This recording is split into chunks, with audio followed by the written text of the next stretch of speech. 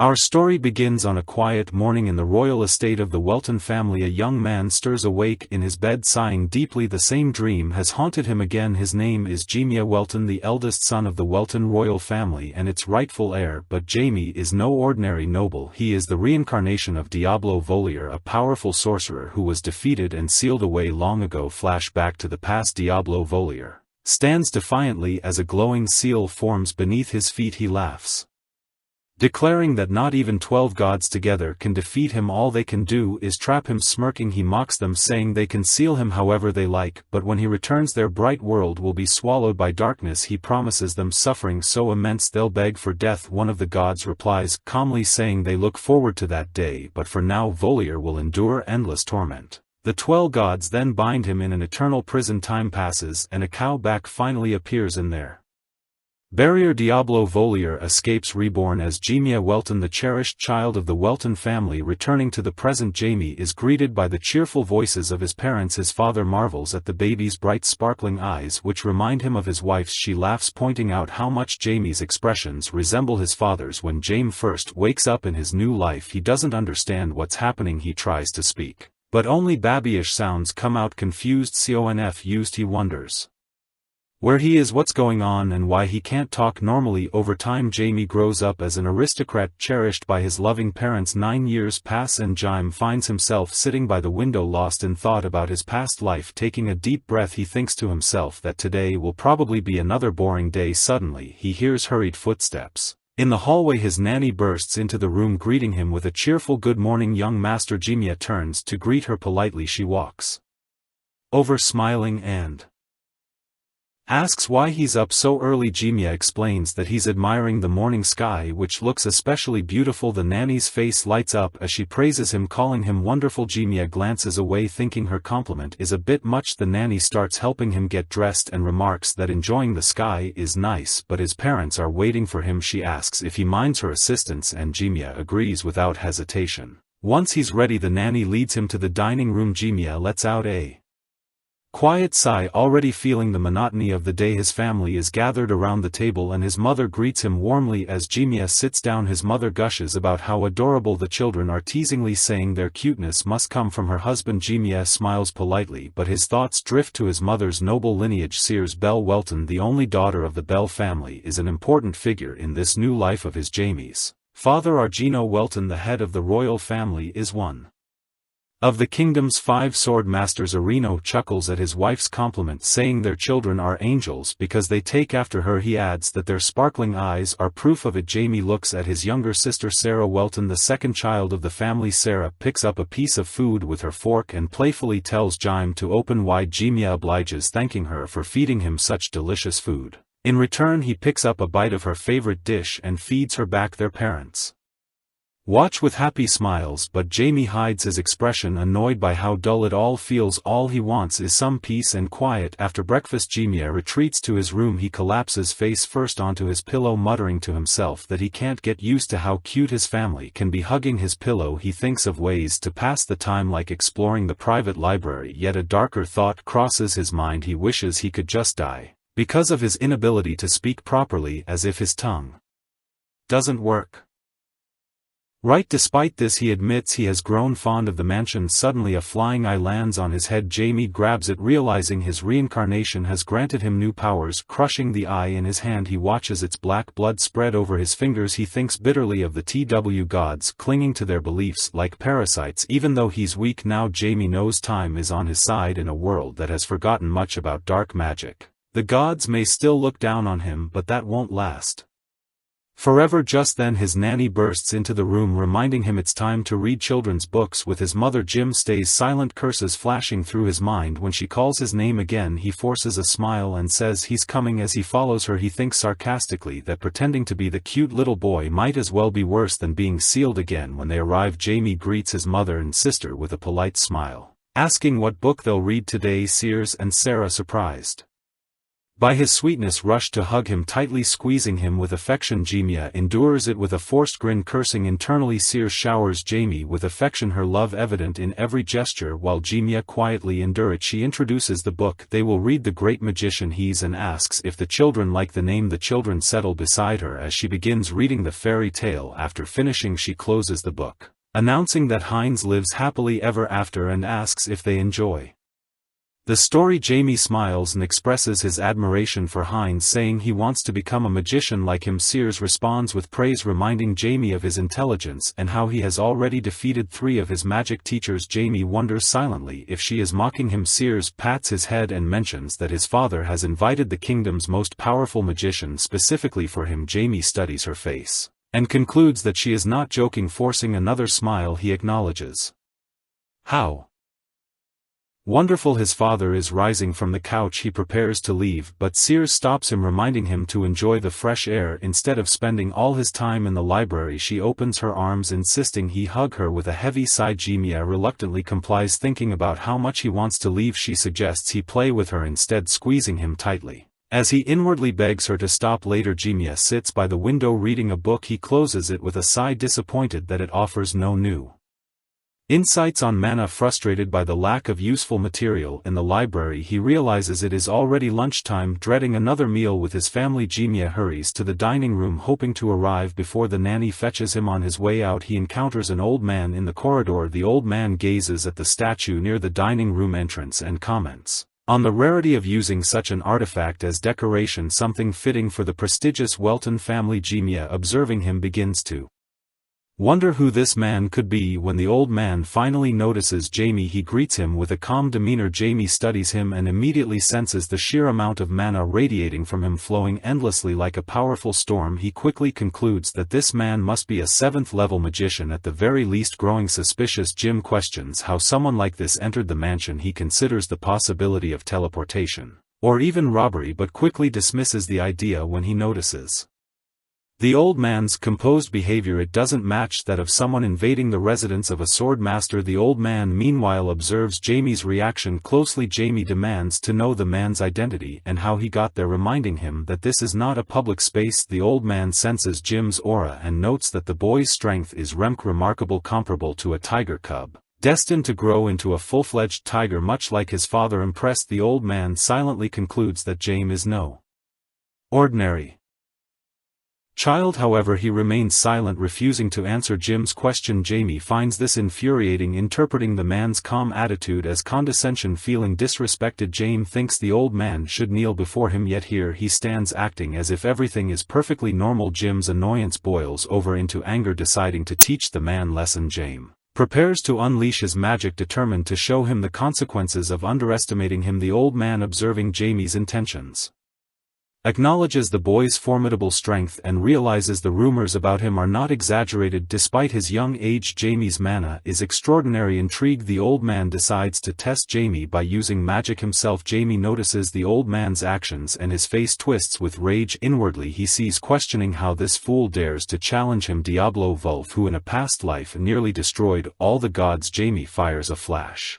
at the old man, but he remains standing totally unharmed. Only a little dust rises at the entrance to the dining room. Jamie thinks this is not at all what he imagined. It does nothing to the man. The old man smiles widely and seems impressed. He wonders aloud if Jim is really only 9 years old. He shouts that it was a good try and declares that it is now his turn. He channels his magic toward Jimia, who thinks the man is incredibly skilled. A bright flash flies in Jim's direction, but he realizes the spell isn't actually aimed at him, meaning he doesn't need to evade it. The old man is surprised and notices that Jaime doesn't even flinch. At that very moment, Arino appears, protecting Jamie from the magic. He tells the old man that he has gone too far. Arino then walks up to Jamie and asks if he is okay. Jamie confirms that he is fine and pretends to wipe away his tears. Arino is surprised, thinking his child is crying. He turns furiously to the old man, Marquis Linnell, and says he wants to have a few words with him. Jamie looks at the old man with a malicious smile.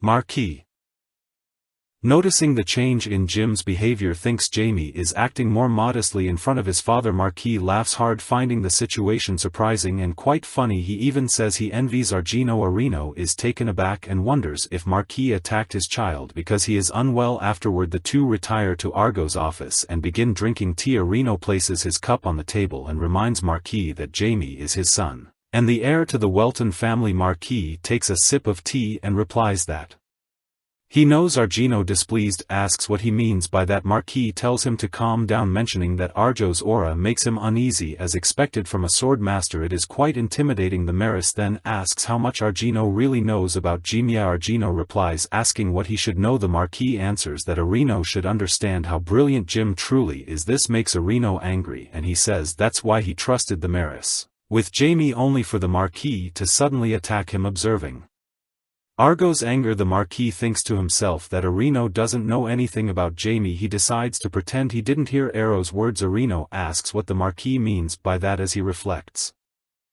on it, he remembers that Marquis Linnell, who is considered the most powerful 8th grade magician alive, probably wouldn't recognize Jamie's potential. This leads him to wonder if Jimia might not be as talented as he believed. The Maris notices Argo's doubts and clarifies that this isn't what he meant. Argino asks him to explain more clearly. The Marquis responds that he couldn't take Jim as an apprentice because he wouldn't be able to handle him. Arino is stunned and asks if an 8th level magician can't handle Jamie, then who can? The Marquis smiles and says that Jamie can already read his movements. Arino is shocked, thinking that's impossible no matter how smart Jamie is. The Marquis continues, saying Jamie also figured out that the spell wasn't aimed at him and didn't even flinch. That's not all. Jamie has already reached 3rd-class magician status through self-training. Despite his young age and physical limitations, his skill level is even higher than 4th class. Argino is surprised but pleased. The Marquis adds that Jamie isn't just a genius, he's a monster. This child doesn't need a teacher, he just needs their support to keep growing. The Marquis speculates that they may have just given birth to a legendary 9th grade magician. Arino remains silent, clenching his fist in shock, wondering if Jim can really become a legendary 9th grade magician. The Marquis rises from the couch and apologizes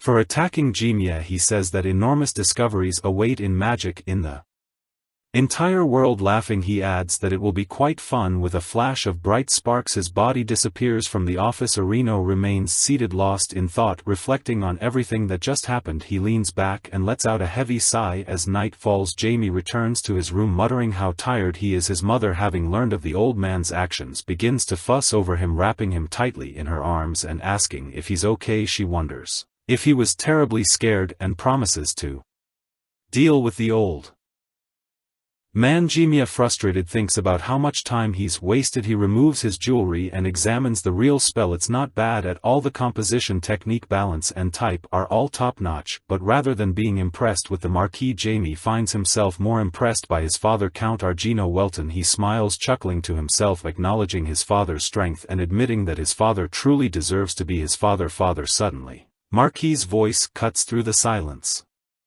asking what's so amusing. Jim turns to see the old man sitting on his bed, his face twisted in a terrible grimace. Marquis remarks that Jimia must have been so deep in thought that he didn't even notice him. Startled, Jamie screams in fear, falling to the floor. He demands to know why Marquis is there, accusing him of scaring him. The Marquis laughs and asks if Jimia is really so easy to frighten. Jimia insists on knowing how the Marquis got into his room. The Maris casually explained that he teleported into the room. Jimia mutters under his breath, realizing that his father must have allowed the Marquis to live, though he already knows Marquis is unusual. The ability to teleport in without any issues makes him uneasy. The Marquis grins, commenting on how humble Jimia is around his father, and questions why Jim acts so differently with him. Jamie picks himself up off the floor and counters, asking if Marquis really thinks family and strangers are the same. The old man laughs, calling Jimia amusing, then adds that he wishes Jamie were a little stronger. Jimia asks what he means by that and starts wondering who this strange old man really is and why he looks at him in such a peculiar way, especially since they've only just met. Marquis hands him a book, saying it's for him. Jamie examines it and realizes it must be a magical memoir. The book falls into his hands and he asks why Marquis is giving it to him. Marquis explains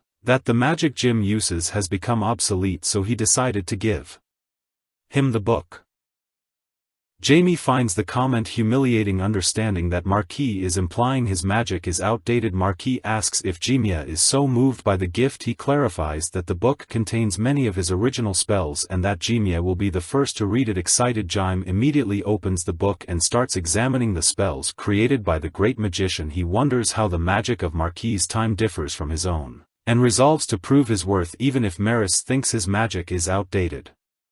Suddenly Marquis speaks again. Jimiya looks up from the book as Marquis begins to disappear, his voice filled with high hopes for Jimiya. He speculates about how much stronger Jimiya will become by the time they meet again. As the Marquis fades from view, Jim confidently replies that he will be much stronger than Marquis can imagine. Jimiya returns his attention to the book, his eyes scanning the text. It describes a method where one channels all the magic in the world through themselves, absorbing it with their heart. This technique is the most effective way to control mana. However, there's a significant limitation: the amount of mana that can be absorbed is restricted. Marquis' earlier comment about Ja's magic being outdated makes Jimiya reflect on the kind of spells Marquis has created. As he flips through the pages, he finds the methods both amusing and complex. He realizes that the technique requires him to feel every particle of mana, allowing it to pass through his entire body and skin. Feeling exhausted, Jame lies down on the bed, acknowledging that mastering this method will take considerable effort. He thinks about how old techniques can't easily be surpassed, but recognizes two key flaws in the method. Smiling, he reaffirms his identity as Diablo Volier with renewed enthusiasm. Jamie rises from the bed, opens the book again, and admits that Marquis has given him a new perspective. Determined,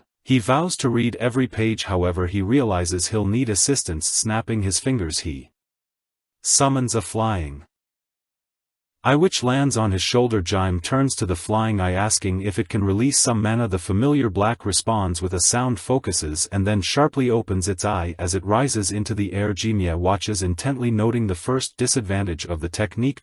The absorption of mana by the body has a limit, meaning he will need to carefully maintain the right proportions. However, with Black's help this issue will be resolved. Since Black shares a soul contract with Jamie, it can burn the required amount of mana, ensuring that the proportions remain balanced. With the first disadvantage addressed, Jamie shifts his focus to the second problem. The second challenge, Jamie realizes, lies in his own body. If his heart can only accept a limited amount of mana, he reasons that the solution is simple: he just needs to distribute the mana throughout his entire body. This approach, he concludes, will eliminate any restrictions and allow him to harness the mana without limit. The next morning, the nanny calls for the Count to come to Jamie's room. She peers in anxiously, noticing Jamie sitting on his bed deep in meditation. Concerned about Jimiya, she calls out to the Count. Arino enters the room and asks what's wrong. The nanny explains that something seems off with the young master. The Count watches Jimiya closely and sees that mana is swirling around him. Although he knows Marquis has given Jimiya something, he's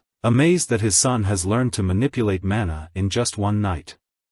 He wonders if his sweet son truly has so many hidden talents, instructing the nanny to leave Jimiya undisturbed for the day. Argino adds that someone should be placed at his door to keep watch. The nanny assures him she will personally keep an eye on Jimiya, so there is no need to worry. As Arino leaves, the nanny expresses her hope that everything will be okay. With the young master walking away from the room, the Count reflects on the idea of Jamie becoming a magician instead of a swordsman. He wonders if this is influenced by his wife's family, but even so, Jamie's abilities are beyond his expectations. A smile spreads across his face as he imagines Jamie potentially becoming a 9th-grade magician. Time passes and Jamie eventually opens his eyes, joyfully proclaiming his success. At first, managing mana is difficult because of its unpredictable movements, but after several attempts he succeeds. However, he realizes his current limit is at the 4th level, and he sighs in disappointment, frustrated that he's already nearing this limitation. The little black familiar on his head squeaks, prompting Jimiya to look up and ask what it wants. He acknowledges that he has no immediate desire to improve his physical abilities, understanding that he is still too young and weak. The black familiar moves to Jamie's shoulder, squeaking again. Jimiya smiles, glad for its support, and decides to be patient. He knows he has already made good progress, so the next step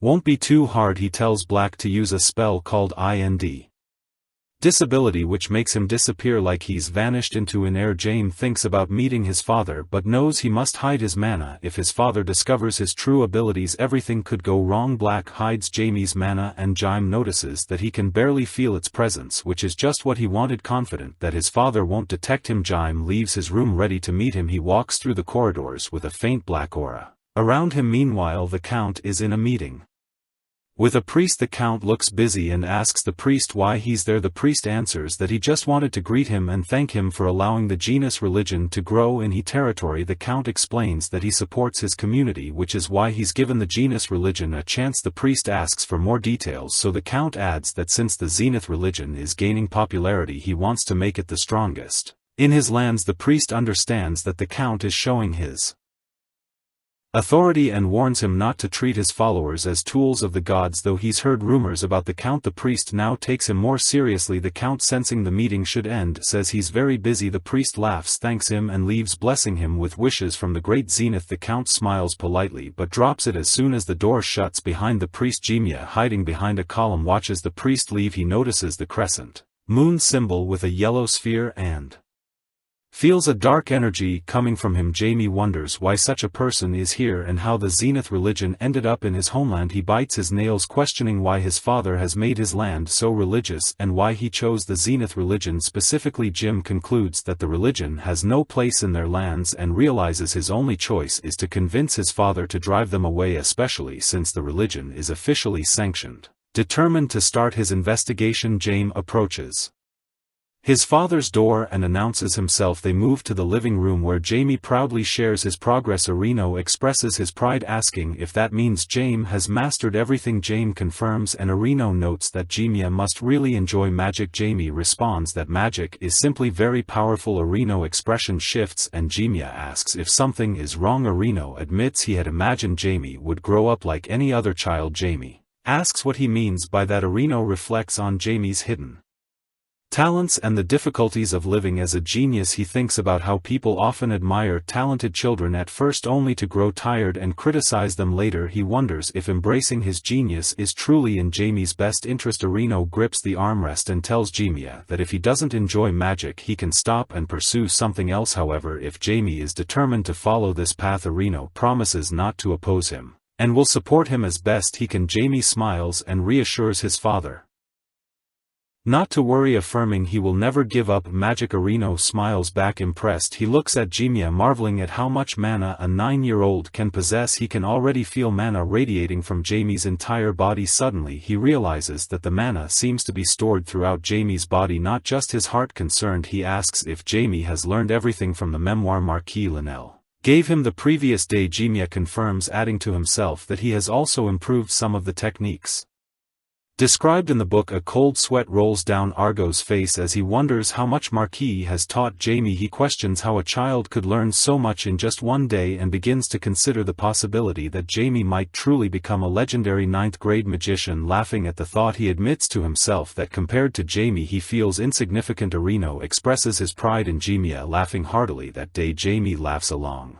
but as his father pats him on the head, his amusement turns awkward. He silently wishes his father would stop. Suddenly Areno points at Black and asks if Jaime summoned the creature himself. Startled, Jaime nervously asks if his father can see it. In a panic, Black flies above Jaime's head and Jaime realizes despite his efforts to make Black invisible, his father can see it. Argeno smiles, observing the familiar shape. He notes that it looks like a bat but seems too round and cute to be one. He spreads his arms to show its size and asks if he's right. Jaime, unsure of his father's strength, wonders if Areno has figured out that he used dark magic to create the familiar. He admits to shaping it as a bat and explains that he tried to hide it, thinking his father would be surprised. Areno hugs him, immediately amazed at his talent and proudly declaring how lucky he is to have such a genius for a son. After a while, Jaime leaves the room feeling exhausted and overwhelmed by his family's affection. He wonders why they love him so much. As night falls, Jaime puts on his cloak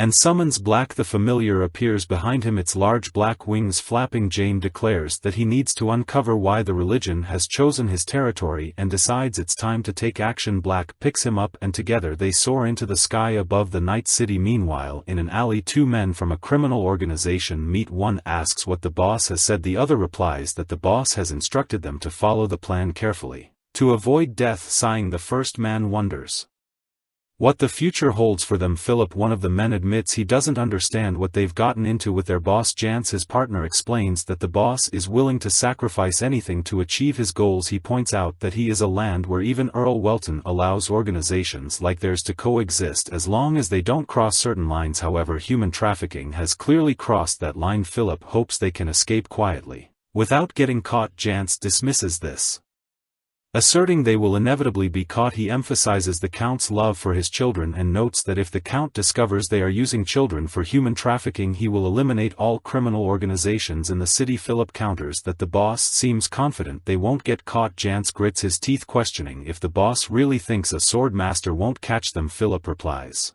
that Hanni's people will supposedly help them. Jance scoffs, remarking that Hanni is willing to do anything. Philip wonders aloud what their options are, escape or betrayal. Jance insists betrayal is out of the question due to the underworld's strict rules and suggests they try to escape. Philip agrees, arguing that it's better to die trying to escape than any other way. Jance, however, worries that no matter how vast the lands are, they'll be hunted down either way. Philip acknowledges the concern but decides to wait and see how things unfold. As they speak, Jaime quietly sneaks up behind them. Jance asks who initiated the slave trade in this territory. While Jaime peeks around the corner listening intently, Philip speculates that the boss must have received an irresistible offer and acted on impulse, though he's still unsure of the motive. Suddenly the men notice Jaime. They demand to know who he is, and Jaime, smiling, simply remarks that he finds the situation very interesting. Jance clenches his fist and declares that if Jaime won't talk he should prepare to die. He and Philip attack Jaime, but Jaime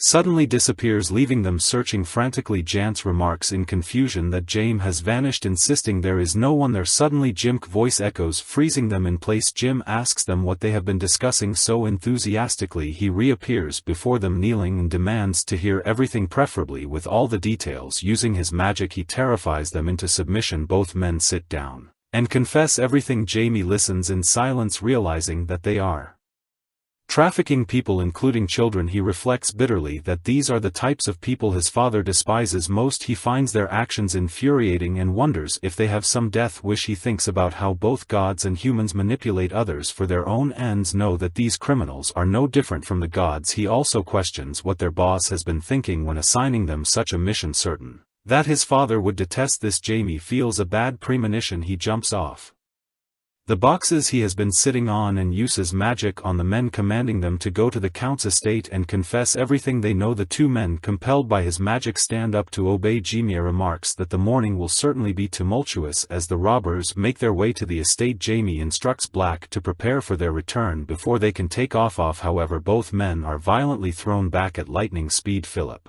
hits the wall, leaving a gaping hole in his stomach, while his companion is completely burned. Philip's lifeless body falls onto the road with a sickening sound. Jaime turns to see what has happened. Suddenly a man's laughter erupts behind him, mocking the fallen men as thick-headed idiots. One of the man's accomplices reminds him to keep quiet, fearing that the guards might already be following them. Jaime turns to face them and tries to process what kind of person this loud, deranged individual might be using his magic. Jaime addresses the man, demanding to know why he dared to attack those under his command. A magic circle appears behind Jaime as he casts a spell on the fallen robbers, forbidding them to die until they complete his instructions. Their wounds begin to heal, shocking Hanni, who is responsible for the attack. Hanni notices Jaime and sarcastically remarks on the unexpected guest, instructing his subordinates to capture both Jaime and the two injured men. As Jaime continues his spell, Hanni barks at his subordinates to hurry, threatening them with death if they delay.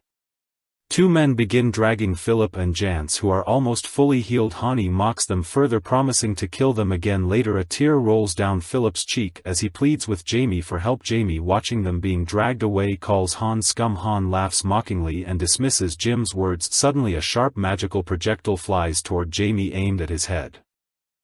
Hani gleefully attacks, piercing Jamie's body repeatedly with magic. Laughing maniacally and enjoying the sight, he declares that it is so cool and wants to hear James scream. Before his death, Hani burns Jamie's body to ash and turns to his accomplice, who watches in horror. The accomplice asks why Hani killed him, but Han seems confused, saying he had aimed for the boy. Suddenly Jamie's voice speaks directly into Han's ear, asking if he has enjoyed himself. Startled, Hani backs away as Jamie confronts him.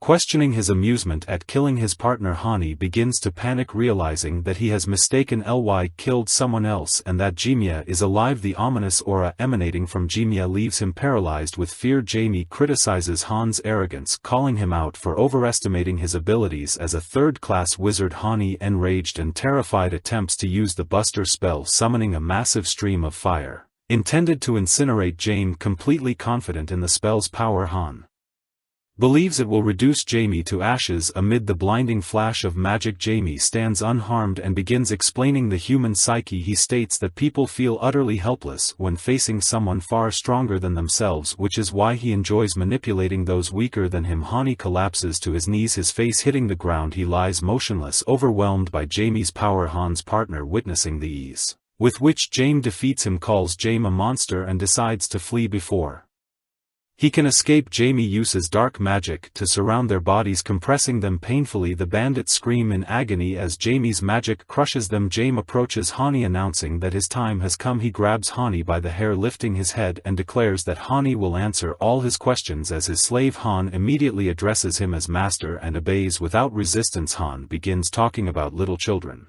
but Jamie cuts him off, saying he has heard it all before. He tells Hani that attempting to manipulate him is a waste of time. Jamie thinks to himself that his father will eventually discover the truth thanks to the two bandits he has already sent. He lets Han go and considers what to do with him. Although he has stopped Han's death, his soul is almost completely destroyed. While his body is physically fine, it won't sustain him for long. Jamie contemplates his options. Since Han is only a third-class magician, he could potentially turn him into an undead. However, due to his damaged soul, Hani would decay rapidly even if revived. Jamie realizes that while Hani might appear normal on a battlefield, his decaying state would draw too much attention in a peaceful place like this. With no better alternative, Jamie decides to try another method. Smiling, he reasons that as a third-class magician, Hani should have enough mana for his needs. He points his hand toward Han's head and begins absorbing his mana, wishing himself a bona. After finishing, Han's body begins to boil. Jamie remarks that the mana isn't bad, though it contains impurities. Due to Han's human nature, he feels fortunate to consume such a large amount of mana and wipes his lips with a handkerchief. Turning to Philip and Jance, Jamie wonders aloud what to do with them. Approaching them, he observes that even though he has given them some of his mana, they won't survive long in their current state. Sparks of dark magic separate from Jaw's body and Black materializes from the energy. Black squeaks inquisitively and Jamie addresses the two bandits, saying that because they still have unfinished business, he can't let them die. Jamie decides to use necromancy, a magical technique for reviving dead bodies. He reflects that necromancy isn't the same as resurrection. Bodies revived through necromancy aren't truly alive but are undead, existing in a state contrary to the laws of nature. These undead creatures are neither fully alive nor fully dead. Jimia instructs Black to assist him, and the familiar rises into the sky, waiting for the command. Jamie initiates the spell and addresses the bandits, commanding them to relinquish their mortality and rebel against death. Philip's veins bulge as Jamie notes that his spirit still lingers in the afterlife. Jimia declares that immortality awaits them and urges them to forsake death. The bandits' eyes roll back as tears stream down their faces, screaming in agony. Philip and Jance are brought back to life with Black's help. Once the ritual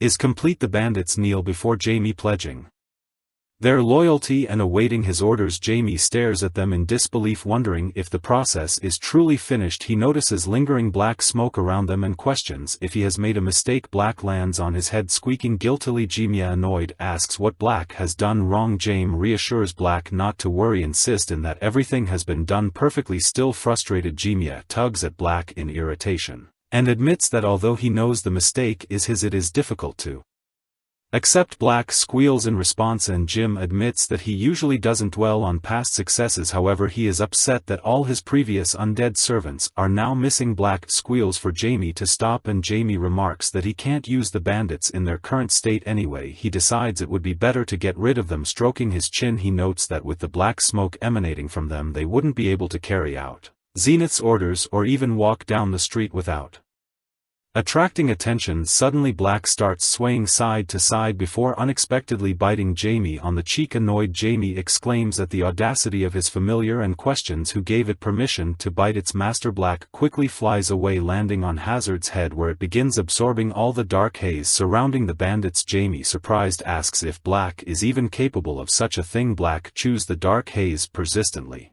and after some time not a single trace of it remains. Jamie acknowledges that the bandits can now be useful and turns his attention to Black, who has grown significantly larger from the haze it has consumed. Jamie pets Black and praises it for a job well done. Jamie then turns to the two bandits and decides to give them new names. He commands them to rebel and names Jance, Azard and Philip Risa. After repeatedly ordering them to rebel, they finally regain consciousness. Jamie waves his hand, and the bandits, now free of the haze, stare ahead in confusion, observing their blank and surprised faces. Jim concludes that they likely have no idea what is happening. He decides to give them some time to adjust. After a long silence, Azard finally breaks it by asking if Jamie is the one who brought him back to life. Jamie confirms that this is indeed the case. Azard grows fearful, trying to comprehend who Jamie is. He thinks about how young Jamie appears, likely only 9 or 10 years old, yet exudes a massive ominous aura. Azard compares him to a sinister character from a childhood story.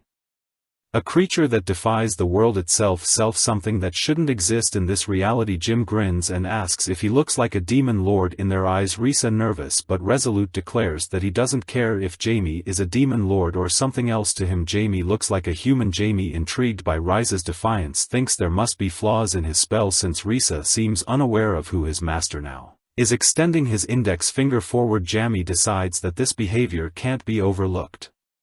He points downward, causing Risa to fall, abruptly hit his head on the ground. Jamie approaches Risa and warns him that he will forgive the transgression this time, but if he ever makes that face again, there will be consequences. Terrified, Risa acknowledges the warning, and Jim turns to Azard, stating that the same applies to him. Azard quickly agrees, and Jamie reflects on the nature of soul subjugation. He understands that it doesn't matter what they want as long as they are bound by the contract their lives belong to it. This, he muses, is the essence of dark magic. Suddenly Jamie remembers something and clarifies that he is not a demon lord. Azard hesitantly asks who he is. Jamie removes his hood and with a smile reveals that he is an ordinary dark magician, a magician who once tried to kill the gods and now lives solely for that purpose. Jamie instructs his new subordinates to keep a close eye on the Zenith Church and gather information about it. He tells them to bring him anyone who might have knowledge about human trafficking, emphasizing that such a person must be the one to reveal everything to his father. The two bandits obey without question. After issuing the orders, Jamie vanishes. Risa looks up, sigh in relief, and remarks that Jamie is gone. Azard also sigh, and they exchange glances hesitantly. Azard suggests they start their work, and Risa agrees, acknowledging that they have no choice but to follow Jamie's commands.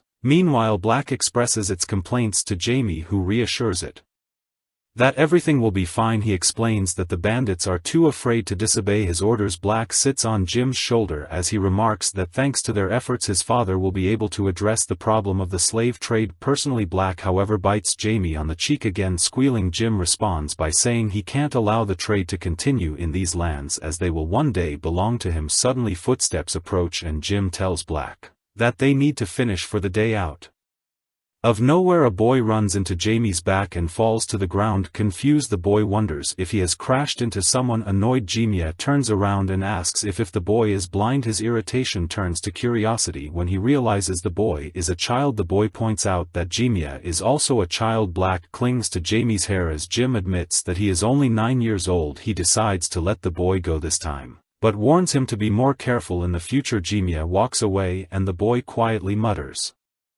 that Jim acts like an adult despite having no gray hairs on his head. Just then Black pulls on Jim's hair, making him stop abruptly. Jamie turns around surprised and the boy frowns, asking what he wants. Jamie glances at Black and realizes the familiar has reacted to the boy's comment about his hair color. Annoyed, Jamie wonders how Black has become so unruly and thinks it lacks proper manners. Turning to the boy, Jim threatens him, warning him to watch his words unless he wants to face consequences. Frightened, the boy apologizes profusely and runs off. Jimia sighs and asks Black if it is satisfied now. Black squeals contentedly and Jimia decides they need to return home quickly. Once home, Jamie sits on his bed and scolds Black, asking if it understands what it has done. Black squeals apologetically, but Jamie warns that if it pulls a similar stunt again the consequences will be harsher. Black squeaks again and Jim wonders where Black could have picked up such behavior. Lying down on his bed, Jim laments how tired he is. He realizes he has used more power than anticipated and has much more work ahead. He notes that his once easy and carefree life is over. Jamie reflects on the looming threat of Zenith, a god he despises whose influence is spreading in his territory. The thought of Zenith makes him clench his fist, placing his hand on his forehead. Jamie resolves to face whatever challenges Zenith and his followers bring, declaring that he will destroy them all. Meanwhile, Azard returns to the shelter to continue their work. He asks where the older brother is. A frightened man hesitates and nervously inquires if Azard is alive. Ignoring the question, Azard repeats his demand to know the older brother's whereabouts. The man finally admits that Han has declared he will personally kill both Ozad and Risa. Stammering, he questions why Azard is still alive. Azard, frustrated, thinks about how he could have been overwhelmed by such weaklings who don't even know how to use mana. He punches the wall behind him and, addressing Pep, demands he not make him repeat himself. Pep, overwhelmed by fear, thinks about Azar's newfound strength and wonders what has happened to him. More importantly, he questions where all the other guys are. Pep realizes that if others know Jance has returned it will cause chaos, but it seems like Azard and Raza have already dealt with everyone. Unsure of what to do, Pep raises his hands in surrender and says he doesn't know where his elder brother has gone. Risa steps forward and asks if Pep is sure about that. Terrified, Pep nervously addresses him and insists he is telling the truth. Stuttering and smiling nervously, he assures them they can ask anyone and they will say the same. Risa, unconvinced, thinks about how tired he is and decides it is time to find the boss to fulfill Jamie's orders. Since the boss is well informed about everything happening in the city, Risa reasons that he might also know something about the Zenith Church. Risa asks Pep where the boss might be. Pep panics, internally realizing he needs to give a convincing answer or risk losing his life. After thinking quickly, he replies that the boss likes girls and drinking, so he is likely at one of the nearby bars. Azard glances at Risa and agrees that Pep might be right. Risa nods and suggests they check out all the bars. Pep sighs in relief, thinking he has avoided danger. However, his relief is short-lived as Azard strikes him in the face and suggests taking him as a witness since the master has ordered them to find one. Azard debates aloud where they can hide Pep and suggests tying him up in the forest. Risa, kicking Pep, agrees with the idea but proposes locking him in the basement of his house. Instead, he reminds Azard that they have wasted enough time and need to leave. Azard slings Pep over his shoulder and the two leave to continue their mission. Later, a young boy enters a room filled with corpses. Shocked, he asks what has happened and confirms to himself that everyone inside is dead. He worries that he will be beaten again for not meeting his quota the previous day, but realizes there is no one left who can punish him. Panicked, he runs toward the exit, deciding to escape before anyone can suspect him of wrongdoing. Morning arrives and Jimia wakes up feeling exhausted. Stretching and yawning, he notes how tired he is and isn't surprised he has slept so long. He reflects that avoiding certain people might no longer be possible. Heading to the dining room, he tells Black to disappear to avoid catching his father's attention. Black obeys and Jime enters the dining room, greeting his parents and asking how they slept. His father wishes him good morning and his sister Sarah cheerfully replies that she slept very well. Noticing his mother isn't at the table, Jime asks where she is. Suddenly his mother pounces on him from behind her hiding place, exclaiming that she is right there. Startled, Jimia screams and asks where she has been hiding, admitting he hadn't noticed her. His mother teases him, questioning if He is serious. Jamie looks away privately, admitting to himself that he had known she was behind the door all along. His mother pats him on the head and asks if her little Jamie had been scared. Jamie, playing along, confirms that he is fine. Once he realized it was her, his mother smiles and compliments his manners. Jamie, realizing what is coming, tries to redirect the attention, suggesting they start eating. Ignoring him, his mother snuggles up to him, calling him cute and wanting to hug him again. Sarah joins in, saying she wants a hug too. Jamie, overwhelmed, internally screams for someone to stop them. The family sits at the table and Sears hugs Sarah affectionately, calling her sweetie. Jamie glances at Sarah and muses about how soft children's cheeks are. He briefly entertains the idea of squeezing her cheeks but catches himself embarrassed by the thought. Hiding his face on the table, he realizes how much he has grown accustomed to this calm familial life. After breakfast, Sears mentions that everything will begin tomorrow. Her husband agrees, and Jamie, picking up Sarah in his arms, asks what will happen. Orino turns to his wife and asks if she hasn't told the children. Sears looks away, admitting that she forgot because she has been so worried about their son. Jamie assumes she is referring to the technique he used earlier, knowing how much she tends to worry. Lowering his eyes, Jamie apologizes sincerely. Sears reassures him, acknowledging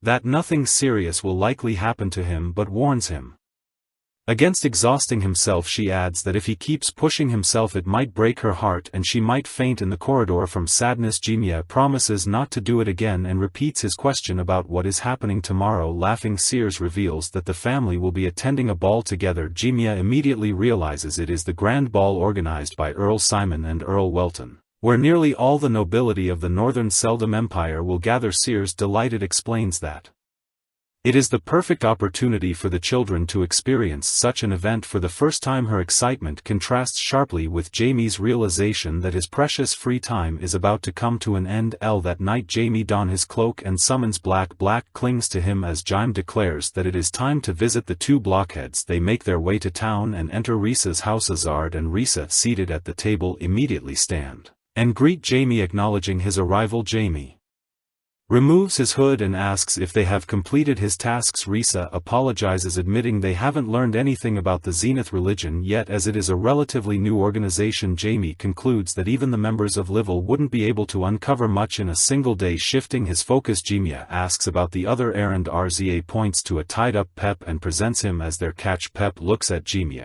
and recognizes his distinctive hair color, realizing that the Welton family might have taken control of the situation. Risa informs Jamie that Pep is a member of Livell and notes that Hani intended to kill him, proving that Pep isn't an ordinary pawn. Azard adds that Pep claims to know nothing. Jamie decides to interrogate him and orders them to untie his mouth. As soon as the gag is removed, Pep begins pleading for his life, insisting he doesn't know anything. He promises to gather any information Jame wants if spared. Jamie, unimpressed, calls Pep a child, causing Pep to feel a chill of fear. Jim assures him that there is no reason to kill him, but he expects Pep to follow his orders. Overwhelmed by Jamie's immense power, Pep cries and swears to do anything Jame wants, even offering to find his boss. Jame silences Pep, noting that he is being too loud, and Pep realizes he is suddenly unable to speak. Jamie explains that Pep only needs to do one thing, placing his hand on Pep's head. Jame casts a spell commanding him to go to the Count's estate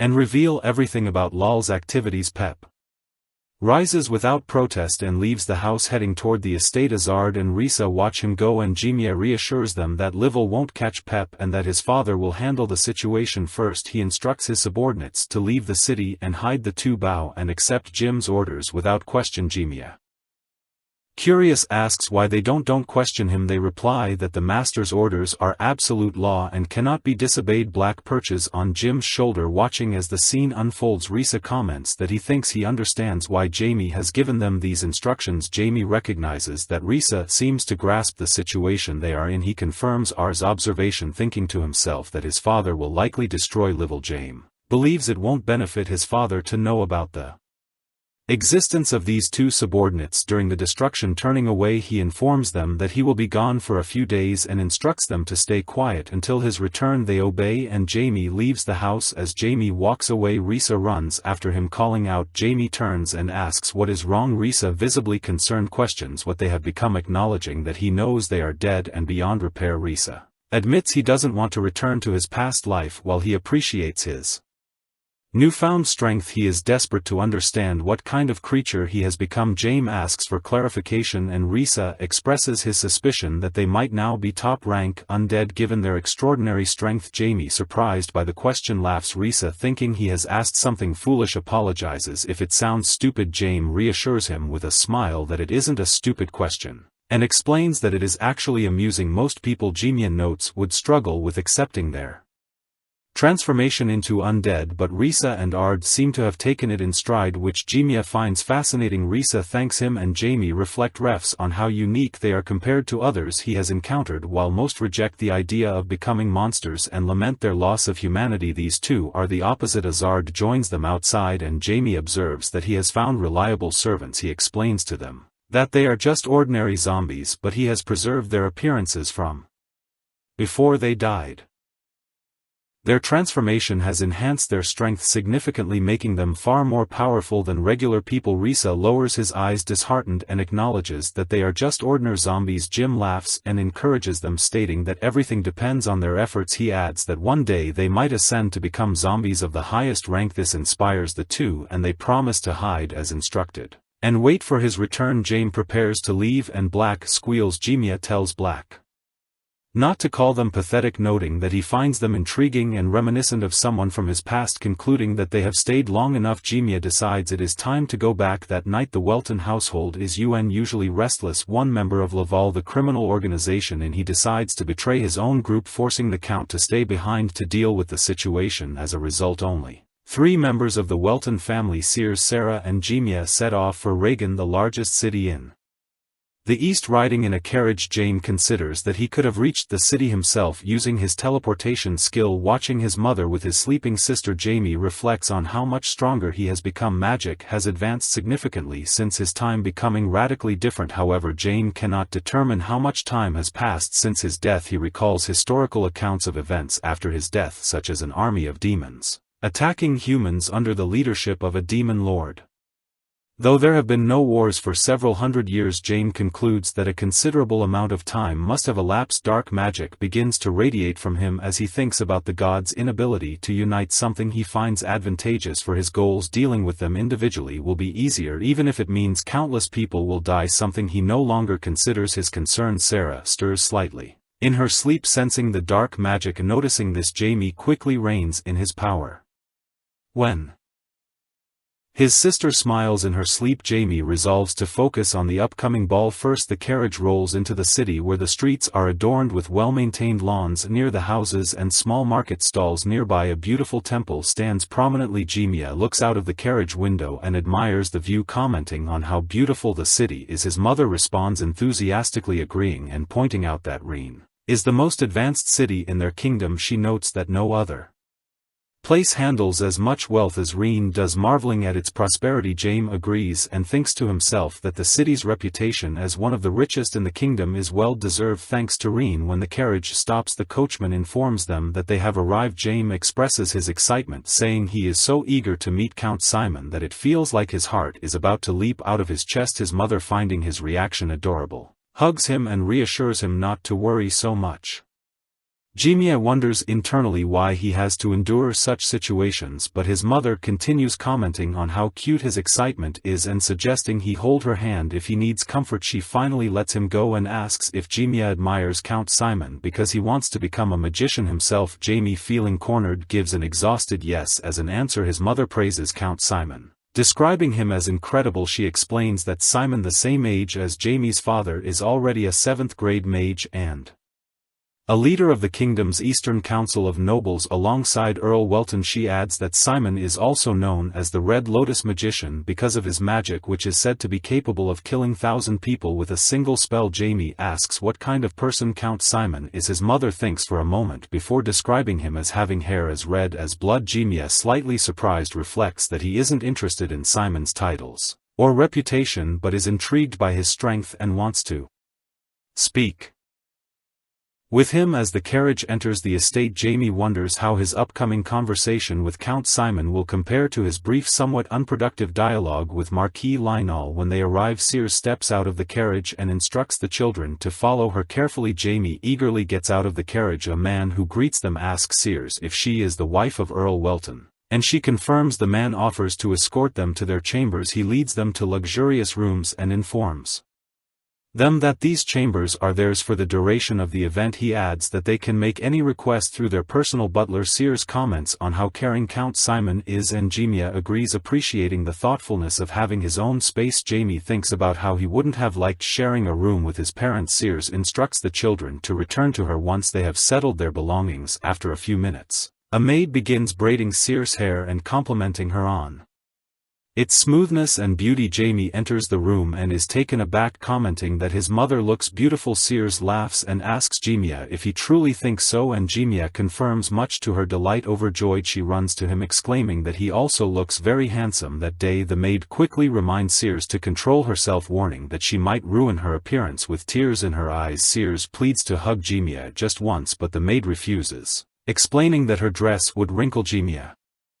sigh in relief at being spared, and another maid announces that Sarah, the young lady, is also ready. Sarah steps out wearing a cute dress, and their mother Sears exclaiming with joy, praising how adorable she looks. Jimiya looks at Sarah and compliments her, saying she looks like a doll. Sarah, delighted, asks if she is cute. Jimiya assures her that she is very nice, but points out that the dress must be uncomfortable. He encourages her to be patient until the end of the event, and Sarah agrees. The maid then reminds Jimiya that he also needs to change into appropriate attire. After everyone is ready, they head to the banquet hall where the event is just beginning. Jimiya looks around, marveling at the grandeur of the ballroom. He reflects on how luxurious it appears, wondering if ballrooms have always been this opulent. Sitting at the table, he asks if Count Simon really enjoys all this extravagance. Sears confirms that he does and adds that Jime will be even more surprised when he meets the Count in person. Other ladies in the hall notice Sears and greet her warmly, complimenting her beauty. One remarks on how elegant her dress is, noting that it is made from organic cotton grown on the Welton family's lands and personally designed by Sears to be worn in winter. Sears gracefully thanks them for their kind words. Meanwhile, Jame watches with distaste, recognizing their attempts to ingratiate themselves with the Welland family. He thinks about how such sycophants remind him of people from his past who flattered the gods. Despite his disgust, he is relieved that his mother knows how to handle such people. A man steps into the center of the hall and loudly calls for attention, introducing himself as Rywell Banner, a member of Reagan's administrative bodies. He welcomes everyone to Count Simon's ball. After a brief speech, he announces that the Count and his family will be arriving shortly, and asks everyone to take their seats, gesturing toward the entrance. The sound of footsteps fills the hall as the red-haired Count Simon makes his entrance. Jamie feels a wave of nervousness as he sees him. The Count greets everyone warmly, expressing his hope that they will enjoy the event. As the Count moves through the hall, Jamie carefully observes him, noting his powerful presence, comparing him to Marquis Linnell. Jamie speculates that Count Simon might even be stronger. As Simon approaches their table, Jamie becomes even more intrigued, thinking that the Red Lotus magician exceeds his expectations. The Count, accompanied by his wife, approaches Sears from behind and greets her warmly, complimenting her appearance and noting how much better she looks than last year. Sears rises from her chair and thanks him, teasingly asking him not to bring up the past. She returns the sentiment, expressing gladness that he is in good health. Simon inquires about Count Welton's absence, and Sears explains that he will arrive later due to some pressing matters. The Count acknowledges this with understanding, turning his attention to Jimiya. Simon asks if this is her son. Sears confirms, introducing Jimiya and Sarah as her children. She encourages them to greet the Count, and they promptly do so, introducing themselves with politeness. The Count's wife compliments their beauty, and Sears adds that her children are also very smart. The Count's wife laughs, acknowledging her words. Simon fixes his gaze on Jimiya, scrutinizing him intently. Jimiya realizes he is being assessed and, confident in his abilities, welcomes the scrutiny, even feeling eager to display his strength. Simon's lips curl into a subtle smile and he addresses Jimiya, confirming his name. Jimiya smiles in response, affirming it. The Count then states that they will talk later, to which Jamie agrees. Simon moves on to greet other guests, leaving Jamie impressed. Jamie reflects that Count Simon has surpassed all his expectations and eagerly anticipates their next meeting. Everyone gathers to greet Count Simon, and his wife warmly encourages the Wel family to make themselves comfortable. One of the Count Suns frowns as he observes Jimia, who is asking his mother when his father will arrive. Sears replies that she expects him closer to midnight. The Count's family takes their seats at their table and one of the boys asks his father what he thinks of Earl Welton's son. The Count, mildly amused, asks why a 10-year-old child interests him so much. His son explains that while Jamie is young now, he will one day lead the Welton family. Being of a similar age, it seems worthwhile to get to know him. The Count remains silent, contemplating. He has heard rumors about James showing leadership qualities among noble children, and it appears his son seeks his approval by befriending Jamie. Finding this amusing, the Count decides to humor him and praises his son's foresight. His son, slightly pleased, presses further, asking if the Count can share more about Jimia. Instead, the Count deflects by suggesting they focus on the meal,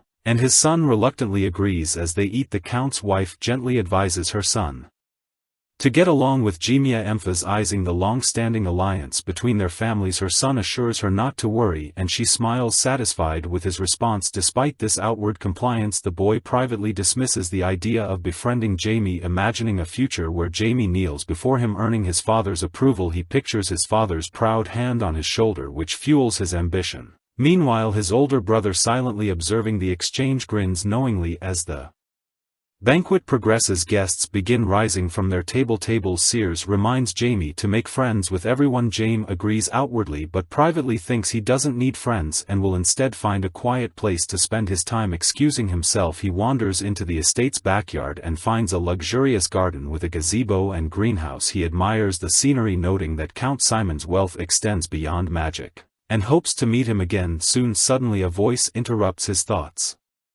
asking whom he is talking to. Jim instinctively casts a spell on his weapon and turns, pointing the tip of a magical spear at the girl standing behind him. Realizing she poses no threat, he withdraws his weapon just in time. The girl, startled, exclaims at his sudden attack. Jamie, unfazed, retorts that sneaking up on someone unannounced is equally questionable. The girl, offended, calls his actions rude, but Jamie coldly replies that she is lucky to be alive. She falls silent and Jamie demands to know who she is and how she has managed to sneak up on him. Smiling coyly, the girl teases him, questioning whether she should reveal her identity after such behavior. Jamie finds her demeanor irritating, disliking her tone and the fact that she has managed to surprise him. He declares that he isn't in the mood to deal with her antics, and without warning fires a magical air bullet between her legs, leaving a depression in the ground. The girl, frightened, stares at the damage. Jimia explains that the air bullet is second-level magic and can be fatal without proper magical defense. He warns her to be cautious before pushing him further. Terrified, the girl quickly introduces herself as Ash Val, the eldest daughter of Count Val and a spiritualist of spirits. Jimia recognizes the term spiritualist as referring to magicians who form contracts with nature spirits. Spiritualists are rare and highly regarded, often earning noble titles. Jamie reflects on how remarkable it is for someone his age to already be a spiritualist. Such individuals typically begin studying at 10 years old, but Ash seems to be a prodigy. When Ash demands to know who he is, Jamie notes her determination and dislike for losing. He introduces himself as Jamie Welton, heir to the Earl of Welton, and expresses his pleasure in meeting her. He thinks about the Val family's loyalty to his own, which adds significance to their meeting. Ash, surprised by his identity, hesitates to respond. Meanwhile, Earl Welton interrogates the leader of Level A criminal gang standing over the man. The Count expresses his disgust at their involvement in human trafficking. He notes that while the gang has been useful at times, this betrayal is unforgivable as the man begs for mercy. Coughing up blood, the Count coldly ignores his pleas, declaring that only a madman or someone tired of living would commit such an act. He orders the leader to be hanged. The next day the guards carry out his orders, and the Count instructs his men to prepare a carriage for his departure to Reagan. As the prisoners are escorted away, a hooded man watches from a tree, taking out a magic sphere. He reports that the gang has failed and issues instructions to proceed with Plan B. Jamie wanders through the garden, noticing Ash following him closely. He abruptly stops, turns to her and demands to know why she is trailing him. He dismisses her, saying that her father, being his father's vassal, means nothing. Ash lowers her eyes, hesitates and begins to speak, but Jamie cuts her off, telling her to stop speaking. So cryptically he announces that he is heading back and instructs her not to follow. However, Ash grabs his hand, prompting an annoyed Jamie to question if she is serious. He turns back to her and asks why she keeps pestering him. Ash replies that she has never met someone her own age before and wants to be his friend. Jamie, surprised, silently processes her reasoning. He thinks it strange considering he has never imagined such a motive to him. Friends are unnecessary. He reasons that while friends might be important for someone like her, it isn't his concern. Walking away, he tells her to find someone else, repeating that he doesn't need friends. Ash calls after him frustrated and shouts that he is a pest before finally leaving him alone. Jim reflects on her words, reaffirming to himself that he doesn't need friends. He thinks she doesn't understand that friendship, like any other relationship, is irrational. Memories from his past resurface, angering him as he blames her for reminding him of something unpleasant. Lost in his thoughts, Jim is suddenly interrupted by someone calling out to him. Turning, he sees a red-haired boy with a group of friends. Jamie instantly recognizes him as the son of Count Simon. The boy addresses Jamie, but Jamie's curt reply surprises him. One of the boys in the group questions Jamie's disrespectful tone, and another identifies the red-haired boy as Alf, the eldest son and heir of the Simon family. Jamie dismisses them as noisy, raising his index finger and casting a silencing spell. The group falls silent, unable to utter a word. Alf, nervous, asks if Jimia has just used a silencing spell on them. Jimia smirks and acknowledges that Alf recognizes the spell, remarking that Alf is slightly better than his companions, whom he calls monkeys. Al, irritated, calls Jimia smug and reminds him that he is older. Jamie retorts that Al should get straight to the point before he silences him as well, waving his hand lightly. Jimia causes Alf to cough into his fist, regaining his composure. Alf smiles and assures Jamie he isn't looking for a fight but merely wants to chat. He compliments Jimia, marveling at his ability to use silent spells, which he describes as incredible. Jim abruptly asks who Alf is, dismissing Alf's words as useless chatter. He instructs him to leave. Alf, taken aback, asks if Jimia truly doesn't know who he is. Jamie replies that he is well aware Alf is the son of Count Simon. Slightly reassured, Alf says he is glad Jim knows, as he had almost been disappointed. He suggests that since they are both heirs to noble houses, they should have no communication issues. James silently observes Alf, thinking that if he hadn't demonstrated his magical skills, Alf and his friends might have tried to force friendship upon him. Alf continues, stating that since they are destined to become central figures among the nobility of the eastern region, it makes sense to establish a friendship now. Jimia understands Al's intentions. Clearly he wants to dominate him. Sighing, Jim thinks about how tiresome it is to listen to such pitiful attempts. He firmly replies that he isn't interested in Alf's ideas or even continuing the conversation. He tells Alf to leave as there is nothing more to discuss. Al, taken aback by the rejection, asks angrily if Jim has just refused him. The blatant refusal irritates him. Drawing his magic staff, Alf declares his intention to crush Jamie's magic and force him into submission. Smiling confidently, he points his staff at Jimia and awaits his response. Jimia chuckles, noting that Alf has intended to use brute force all along. Alf admits as much, explaining that he adjusted his approach after witnessing Jamie's magical abilities but is now reverting to his usual tactics. Jamie's expression darkens with disgust at Alf's duplicity, especially at such a young age. He questions Alf's assumption that adults will allow him to act recklessly, pointing out that Alf will surely face consequences if anything serious happens. Al dismisses Jim's concerns, confidently asserting that no one will see them. He reveals a magical pearl, crushes it and envelopes the area in a magical barrier. Jim recognizes it as a magical artifact of illusion, which Alf confirms before threatening that Jim will soon be begging for mercy. Alf dispels Jamie's silencing spell and his friends gasp for air. One of the boys expresses relief, saying he thought he was going to die under the spell. Another angrily accuses Jamie of arrogance, thinking he can get away with anything because of his family name. James observes the artifact's magic dome and thinks it is a clever tool. Ignoring their threats, he finds their arrogance amusing. One of the boys, frustrated by Jim's silence, shouts that there will be no mercy. Jamie, unfazed, remarks on how interesting the situation is. Al, assuming James is oblivious to the gravity of his predicament, begins to make a grand statement about the Welton family but is abruptly interrupted when Jimia casts a spell. James simply tells them to suffer. Blood flows from their eyes and mouths as they writhe in agony. Jamie warns them not to disable the artifact, smiling as he adds that if they do, everyone will witness their torment. The boys scream in pain, and after a while the spell ends. James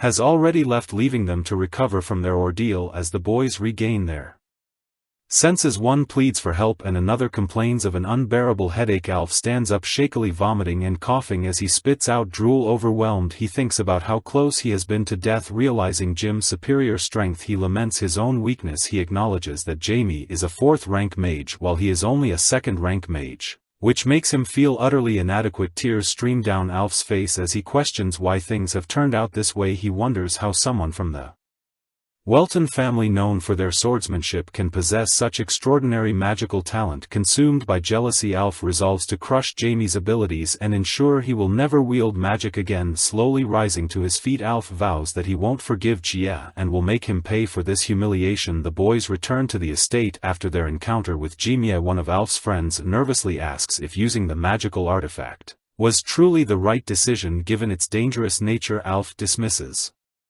his concerns, telling him to stay quiet and follow along. Suddenly, Alf's younger brother Lennon calls out to him. Turning toward Lennon, Alf asks why he is there. Lennon smirks and replies that his presence should make Alf happy. He reveals another artifact, stating that no younger brother could stay calm after hearing his elder sibling had been humiliated. Alf is taken aback and asks how Lennon has acquired such a dangerous item. Lennon evades the question, handing over the artifact and encouraging Alf to teach Jim a lesson. Alf grins, agreeing that its origins don't matter. What matters is using it to destroy Jimia. Clutching the artifact, Alf resolves to exact his revenge. Later that evening, Count Welton arrives at the estate. Count Simon personally greets him with a smile, shaking his hand. Count Welton jokes about the personal greeting, asking if the sun will soon rise in the west. The two exchange pleasantries before heading to the reception area. As they settle in, Count Welton inquires about the success of the event. Count Simon casually mentions meeting Welton's son, prompting the Earl to ask for his opinion of Jim. Simon remarks on Jamie's quick response and comments that it is clear Welton dotes on his children. Count Welton laughs, admitting that he lives for his children. Simon, looking wistful, says he envies him, sensing a deeper meaning. Count Welton asks if Simon's circumstances remain unchanged. Avoiding the question, Simon shifts the topic, expressing his amazement at Jim's talents. Welton, seeing through Simon's vague statement, smiles and asks if Simon believes Jim to be exceptionally talented. Simon clarifies that talent isn't sufficient to describe Jamie. He declares Jamie the most gifted individual he's ever encountered, possibly in all of human history. Count Welton removes his gloves, recalling that Marquis Linnell has expressed a similar sentiment. Simon, in rude, asks how Marquis met Jim. Welton explains that he has known of Jamie's potential early on but hadn't considered it extraordinary. Seeking guidance, he had approached Marquis to mentor Jamie. However, Maris had refused. Simon sympathizes, stating that Jamie's unparalleled genius makes him capable of achieving greatness on his own. He speculates that Jamie might even ascend to the legendary rank of 9th-grade magician, surpassing all others. Leaning forward slightly, Count Welton calls out to Simon, concerned by his words. Simon raises a hand, his expression serious. He speaks of humanity's fragility compared to dragons, high elves and other beings, noting that human magic pales in comparison. However, he wonders what would happen if a magician of the 9th rank emerges, someone who could rival or even surpass these powerful creatures. Simon's dream is for humanity to rise as the dominant force in the world, unbound by its current limitations. Count Welton calls Simon's vision arrogant. Simon acknowledges it but justifies his aspirations, referencing a forgotten history that has been erased from the continent. 10,000 years ago, a great calamity wiped out humanity's progress, leaving behind only fragments of its past. Simon's dream is for humanity to regain that lost power, ensuring its civilization never faces Osir again. After a reflective silence, Simon urges Welton to rest, noting the late hour. Count Welton agrees and retires for the night. Meanwhile, James sleeps soundly in his bed and his father quietly approaches, pondering the weight of the expectations placed on Jimia. As a father, he resolves to support Jimia, wholeheartedly praying for him to grow into a fair and just man. The next morning, everyone gathers in the banquet hall. Jimia, seated at the table, wonders what has been troubling his father the previous night. He dismisses the thought, knowing his current magical ability doesn't yet allow him to probe deeper. Suddenly, Ash calls out to him. Jimia, weary of her persistence, reminds her that he has nothing to do with her. Ash laughs undeterred and calls over her sister. Jamie observes with irritation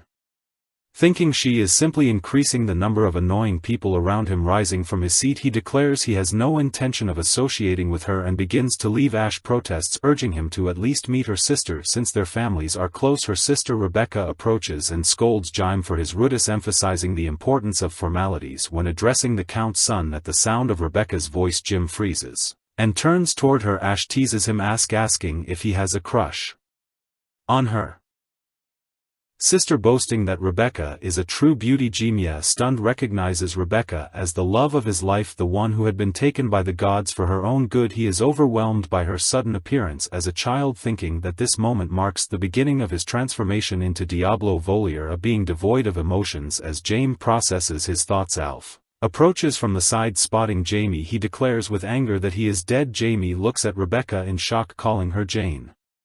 Meanwhile, Rebecca looks surprised, but she eventually responds to the name. Thereafter, Jimia and Rebecca stare at each other in disbelief, while Ash, standing between them, looks at them with a surprised face, wondering if Jimia has really fallen in love with her sister. At the same time, Alf casts a sly glance at Jimia and says with a smile that he has finally found him. After this, he frowns sharply, activating a stream of fire and furiously ordering Jimia to call him boss. During this, Rebecca quickly makes a run for Ash, worried for her safety, while Jaime stands in front of Ash. Suddenly, Jaime demands that everyone stay out of the way and the flame begins to dissipate. Alf is then left with an artifact that he tightly clutches in his hand, realizing that his attack has been made useless right in front of his eyes. Meanwhile, Rebecca hugs the shocked Ash tightly, and the rest of the room watches in shock as they realize that Jaime has just stopped the 6th-class Phoenix race that was created by Alf's father. In response, Jaime casts a fearsome glance at Al, activating streams of mana in his outstretched hand and wishing him dead. Ice begins to cover Al's shoulder, and he watches in shock as it spreads further onto his head, wrapping around his hand. Confused, Al has no idea what's going on, and he is not even able to do anything about this but watch the ice spread, leaving only one eye visible. As he lets out a loud, heart-rending scream, Jaime looks with a killer intent at Al, continuing to use his magic, but is surprised when another hand appears in front of his face. Count Arino stands behind him with a serious look, holding his palm in front of Jim's face, stopping his spell. Meanwhile, the two concerned Val sisters clutch each other in an embrace and watch Jaime with worry. Argino does not remove his hand and Jaime closes his eyes. Count Arino kneels, holding Jaime in his arms, while Count Simon stands opposite with his hands behind his back. At the same time, Arjun watches Jaime with concern. Pondering the gravity of the incident, Arino recalls that when he noticed the altercation between the children, he thought it was just a misunderstanding. However, remembering how Alf gradually became encased in ice, he concludes that this definitely did not happen by mistake and that if he had not intervened, the boy would have died. Now Simon stands opposite Arino, holding his child, and reflects with admiration on the situation. He is amazed at how Jane was able to dispel the magic of the Phoenix race and prevent the ballroom from turning into a blazing inferno. Count Simon gazes at the young genius with an insidious look, dreaming that Jimia will one day reach the 9th grade and fulfill his plans. Behind Simon, his wife sits on the floor with Alf in an unconscious state, screaming loudly that Jimia has harmed their son and demanding punishment for him. Sears immediately stands up for her son and reminds the Countess that Alf tried to attack first. She recalls how the boy directed a stream of fire at Jaime and was the first one to throw an insult which started the quarrel. Frowning and clenching her fists, Sears asks Al's mother if that was how it all happened. The Countess begins to scream furiously, trying to defend her son but is unable to finish her sentence. Sears, looking menacingly at the woman, asks her to finish that sentence. Seeing that the situation is only escalating, Arino hastens to calm Sears down, carrying her son away in his arms. Meanwhile, Count as Simon sits lost with Al in her arms.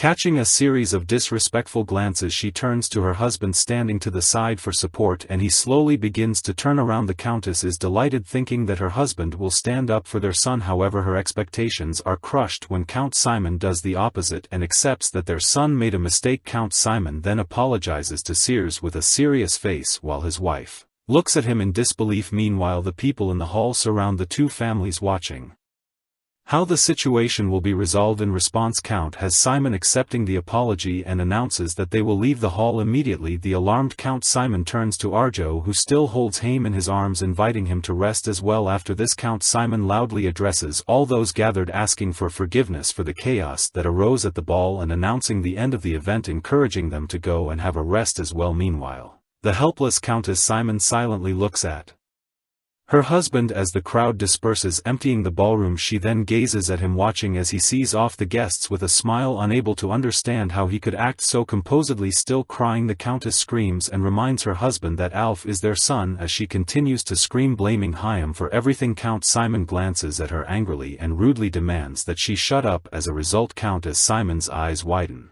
shocked by his tone, as he orders her to take Al and leave the hall. Later, during the night in the city of Reen, a bright moon rises over the estate. Meanwhile, the displeased voice of Count Simon can be heard in the room as he turns to Alf, asking if he wants to attract his attention. His wife watches pityingly from the side as Simon looks intently at his son, menacingly demanding an answer. Alf shakes with fear as his father talks about the dire consequences his rash actions could have had. Trembling, the boy begins to cry. Count Simon then gives Alf a menacing look as he explains that Haim was indeed impudent, but asks in surprise who gave Alf the Phoenix artifact. Opening his eyes in surprise, Count Simon angrily questions Al, watching him, and realizes that his son is very afraid to confess. Continuing to look menacingly at Alf, the Count reminds him that he does not like to repeat himself. Al looks at his father in fear, his tears flowing more and more as he stutters out the name Lenon. Later, a red-haired teenager stands at the open door to his father's wooden office. Lennon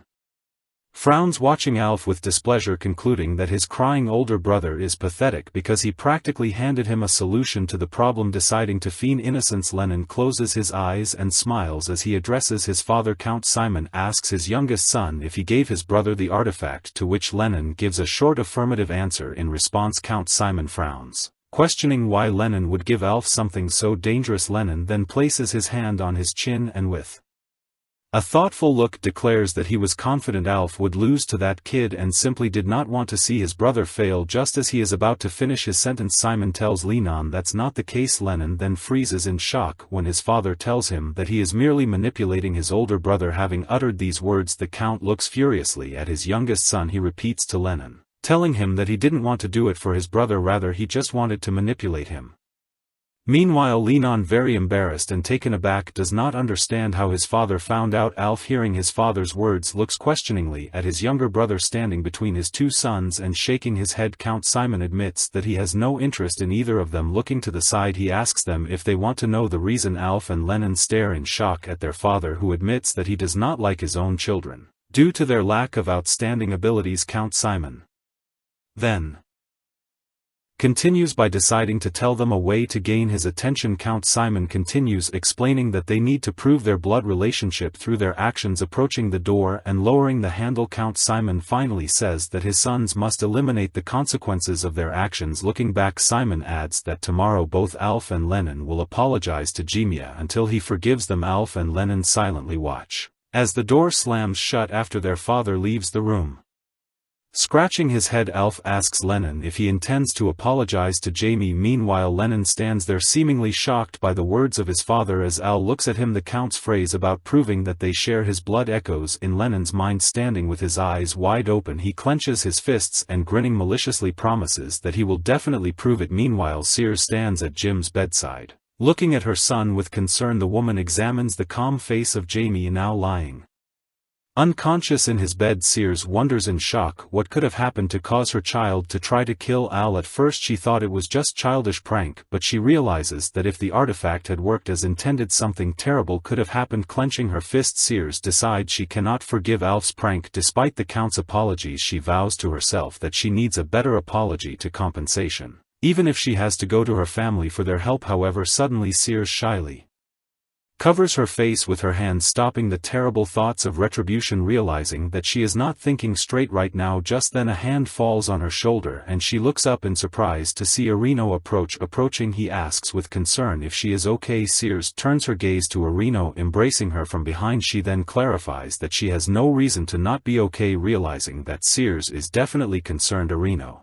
asks her what she would like for him to do, but Sears reminds Arino that he stopped her when all was happening. In response, Arjo tells her that he is only offering this to not make her mood worse even more. Shaking her head, Sears says that Count Simon has already deeply apologized, so she does not wish for this incident to spark conflict between the western and eastern regions. The couple feels relieved, thinking that Alf was scolded appropriately for his offense. Reno then comments how Alf's face had a visible frightened expression. Meanwhile, Jamie, lying completely under the covers, stirs as his parents leave the bedroom to let him get some sleep. He peeks his head out and with an indifferent face concludes that he understands his parents' feelings. Realizing he couldn't control himself at that moment, sitting up abruptly, Jim closes his eyes and his thoughts become filled with Jane. He remembers the beautiful Rebecca, the reincarnation of his beloved, sitting on the bed under the blanket. Jimmy reflects that Jane's reincarnation is natural, as he too was reborn.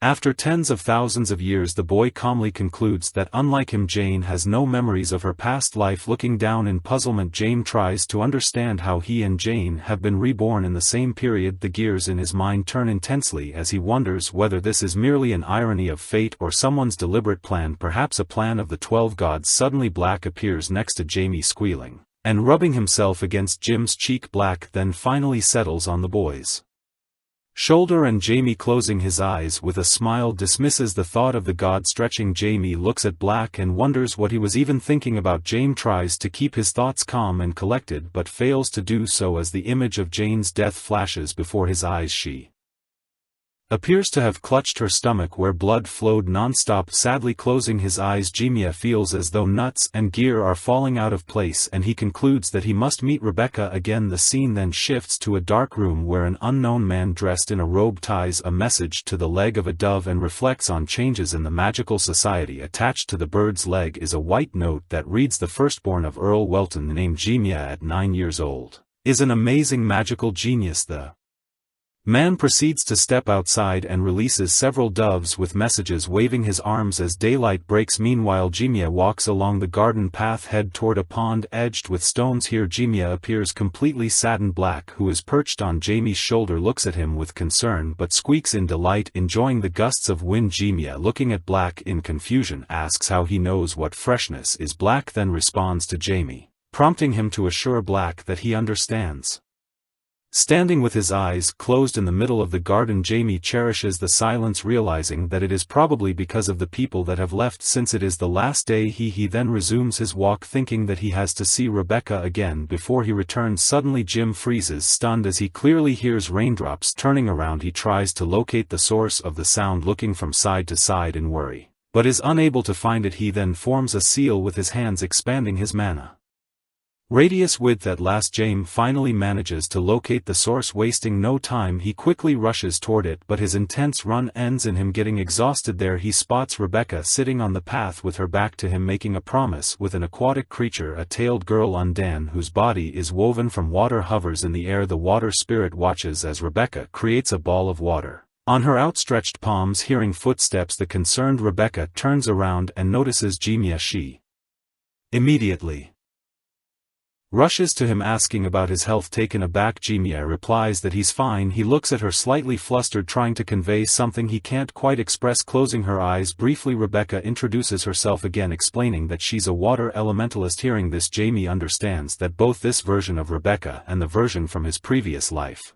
are water elementalists. However, James does not understand why this is the case. Just then Jane's voice echoes through Jamie's ears, requesting him not to forget her ever. Taken aback, Jamie continues to look ahead, lost in thought, not reacting to Rebecca's voice. Rebecca then asks why Jamie looks sad. Jamie remains silent, and Rebecca thinks he might not have gotten over the events of the previous day. She approaches him and hugs him, reassuring him that everything will be fine. Jamie considers that this feeling is merely a remnant from his past, but decides it wouldn't hurt to enjoy the moment a little longer. They sit down together by the water, and Rebecca asks if he is feeling better. Jimmy thanks her and she smiles, explaining that her father taught her that difficulties are easier to overcome when shared with someone. Jamie asks if she means 6 Count Valley. Rebecca confirms it, adding that she regrets not being able to talk properly the day before and is glad for the opportunity now. Jim agrees, saying he has the same thought. She smiles brightly and asks if he is sincere. Jimmy confirms it again and reflects that she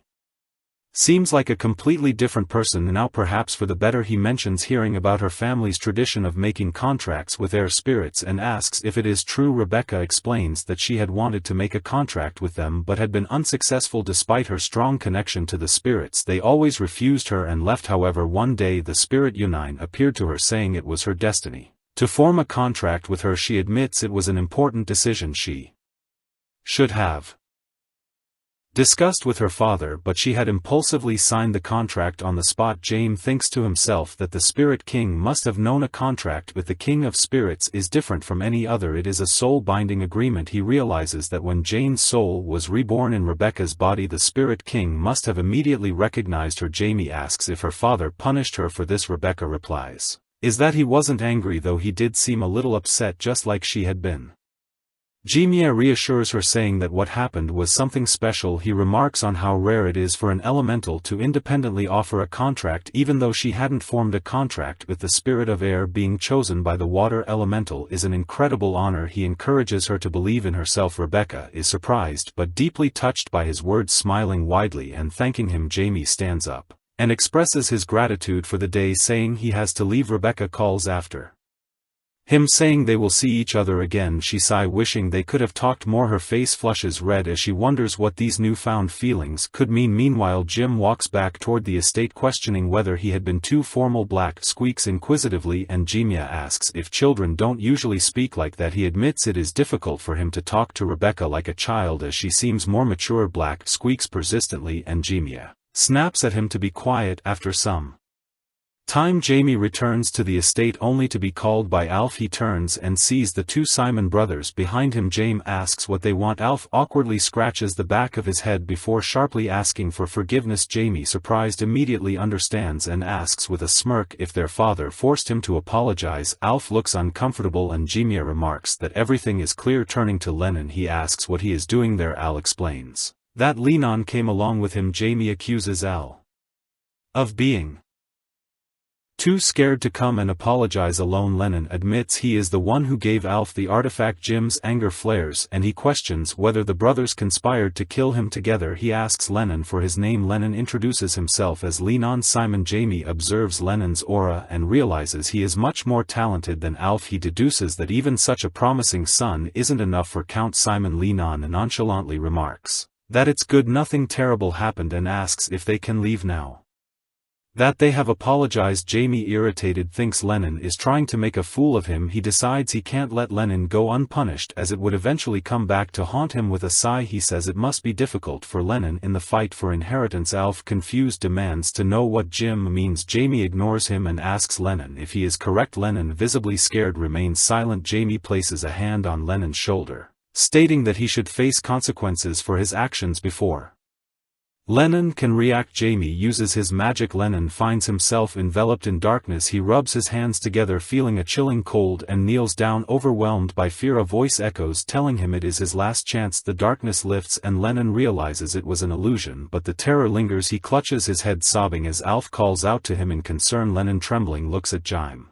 and thinks about the gravity of his situation. Realizing his only option, Lennon lowers his head and begs for forgiveness. The day of departure arrives. Carriages line up at the estate and Jimia steps outside, relieved at the thought of going home. He reflects on how tired he is of constantly going out and how much he prefers staying at home, even if it means being squeezed by his mother. Shaking his head, he smiles and dismisses his thoughts, wondering what he's even thinking about. Count Simon approaches him, commenting that he seems to be in a good mood. Jim turns to him and replies that while he's not exactly in a great mood, he's glad to be heading home soon. The Count smiles, expressing regret that they haven't had the chance to communicate properly. Jimia shares the sentiment but adds that his desire to return home outweighs everything else since he's completely exhausted. He suggests the Count likely knows why. The Count, taken aback for a moment, laughs and acknowledges that the magical world has started to pay attention to Jamie. Jamie remarks that it's something he expected and the Count laughs again.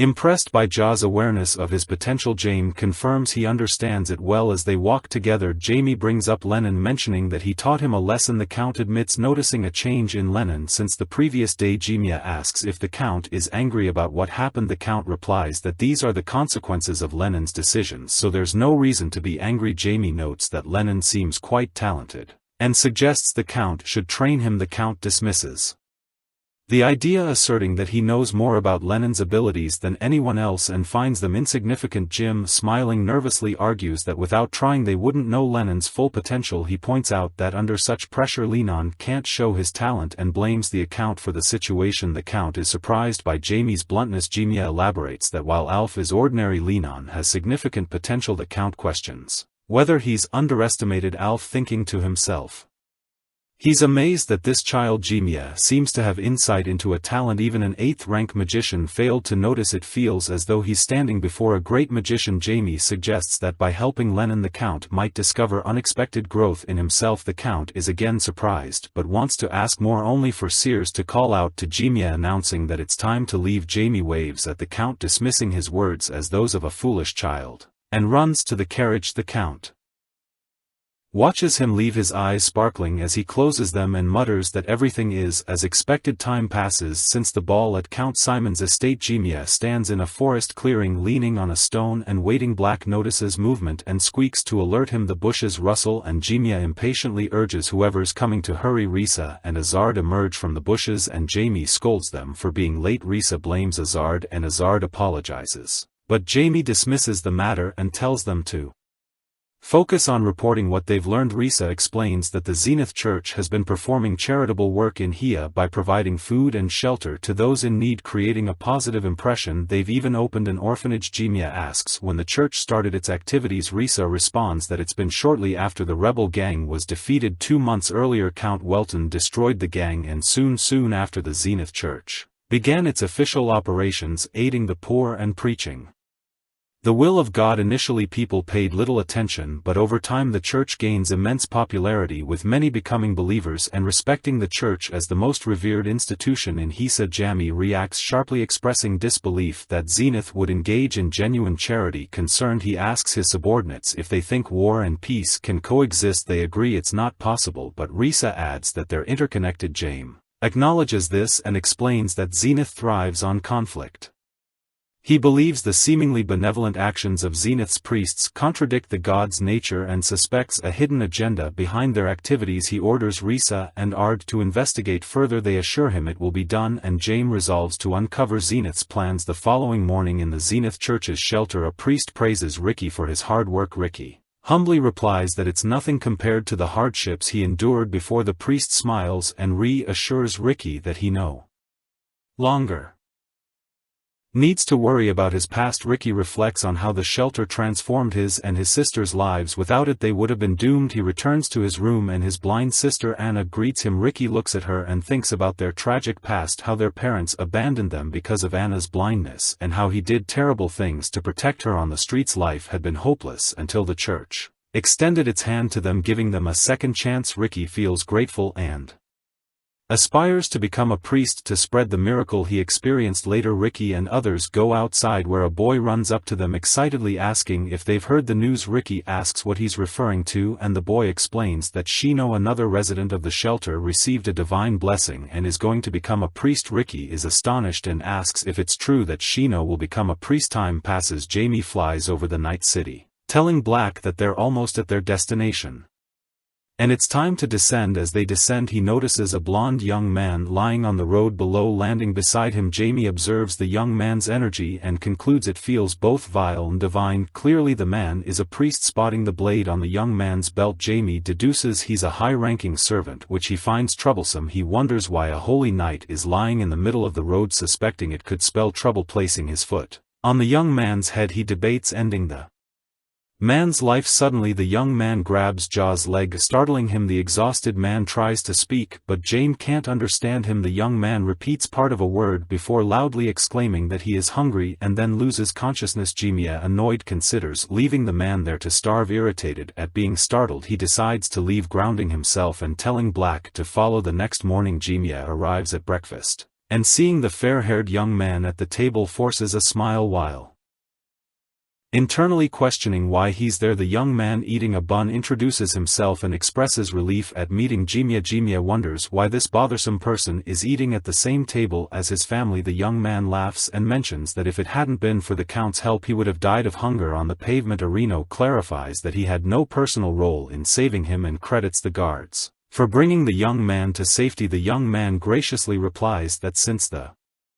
guards are under the Count's command, the Count deserves thanks. The Count laughs, asking if it's normal for a knight of light to die of hunger. The young man smiles and explains that this situation is unusual, as even high-ranking knights are still human and can only laugh longer without food compared to ordinary people. Jimia, uncomfortable with the situation, feeds strawberries to his sister while questioning why his parents are treating the young man so kindly. The Count asks the young man to confirm if he serves the Church of Pyro. The young man affirms, saying he serves Pyo, the goddess of mercy and punishment. The Count turns to Sears, remarking on how surprised she must have been to hear this. Sears admits she was indeed surprised. Noticing her reaction, the young man asks if there's something unusual about it. Sears inquires if he's ever heard of Bishop Sapphira. The young man asks if she's referring to someone from a fawn, and Sears clarifies that she's from the Bell family. The young man, visibly surprised, rises from his chair, kneels before her and expresses his greetings. Jime, taken aback by this display, questions what's happening. He knows the Church of Pyro is located in a fawn within Bell family territory, but he doesn't think this is enough reason for such reverence. He deduces that someone greeted with such formality by a knight must hold at least the rank of bishop. He asks his parents why the young man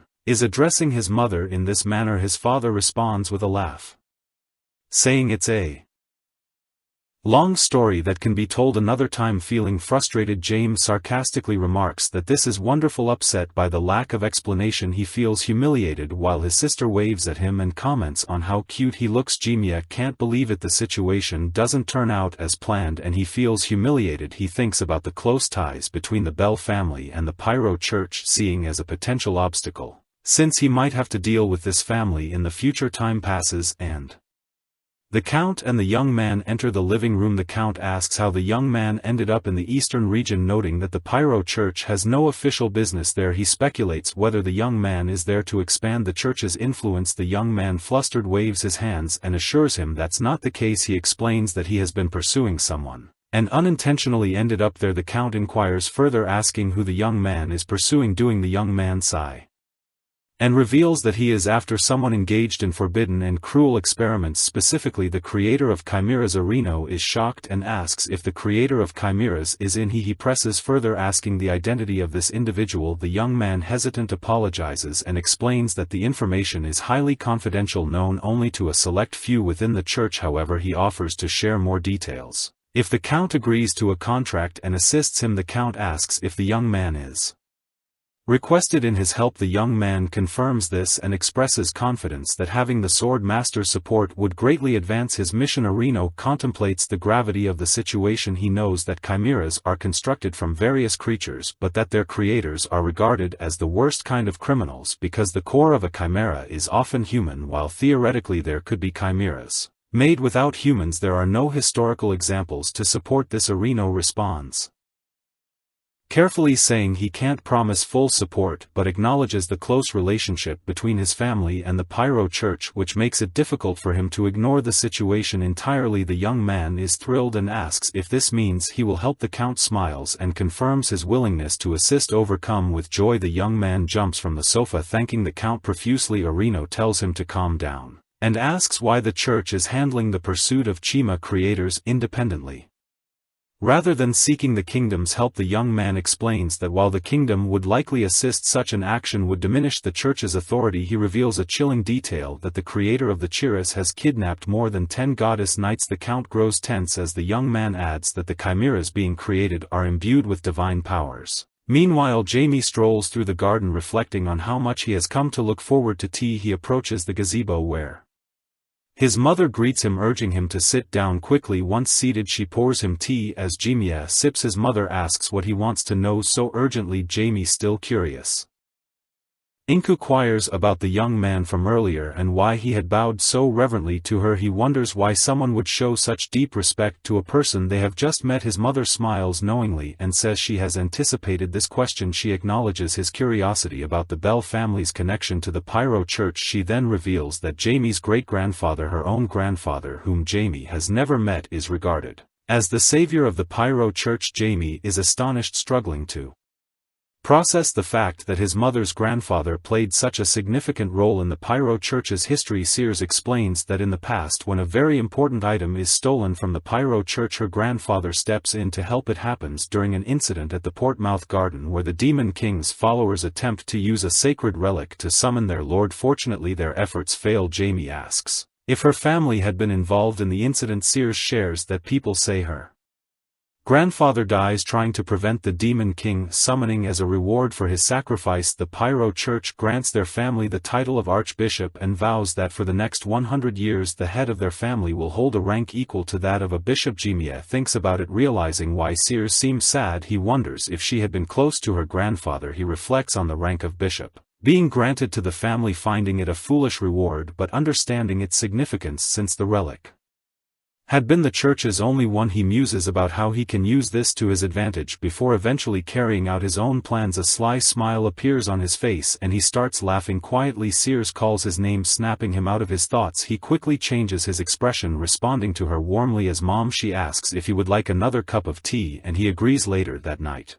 during a gathering, someone announces that Shino, their younger brother chosen by their father Zenith, will leave home to embark on his journey. The group blesses him and celebrates the auspicious occasion. They raise their glasses and congratulate him. Ricky thinks happily that Shino is finally heading to the main church. Sometime after, Shino sits in a carriage and calls out to Rick and Anna, expressing gratitude that they came to see him off despite the sudden decision. He says he had thought he wouldn't get the chance to say goodbye. He thanks them for their support. Ricky reassures Shino, saying that the priest told him he too will leave soon, so there's no reason to feel lonely. Shino smiles, promising he won't cry and vowing to wait for them. The coachman signals the horses to move and the carriage rides away. The carriage eventually stops near a building. The priest accompanying Shino tells him they have arrived. Shino is surprised and asks if they are already at their destination. Looking out the window, he thinks the location couldn't possibly be the main church, as the journey hasn't been long enough. Feeling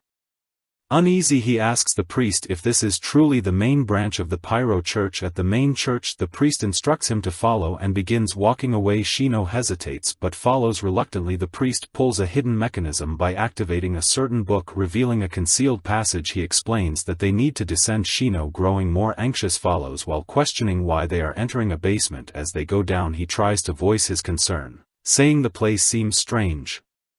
Suddenly a mutilated human hand emerges from an open door. Shino, horrified, runs to the priest, telling him something terrifying is inside. The priest removes his hood and addresses someone as Bishop, revealing that he has brought the boy. Shino, confused, asks in disbelief if the man just said Bishop. He kneels down frightened and pleads for an explanation. He asks why he is in such a strange place instead of the main church, pointing out the presence of monsters. The bishop reassures him with a sinister tone, affirming that Shino is indeed chosen. Shino cries, asking why he is in such a terrible place. The bishop explains that this is where their utopia has been achieved, adding that he is curious to see what such a pure and innocent child could become. He urges Shino to step forward. At that moment, the door opens and a figure with grotesque growths on his body enters. The figure remarks with satisfaction that this time they have found worthy experimental subjects and Shino will become a beautiful chimera.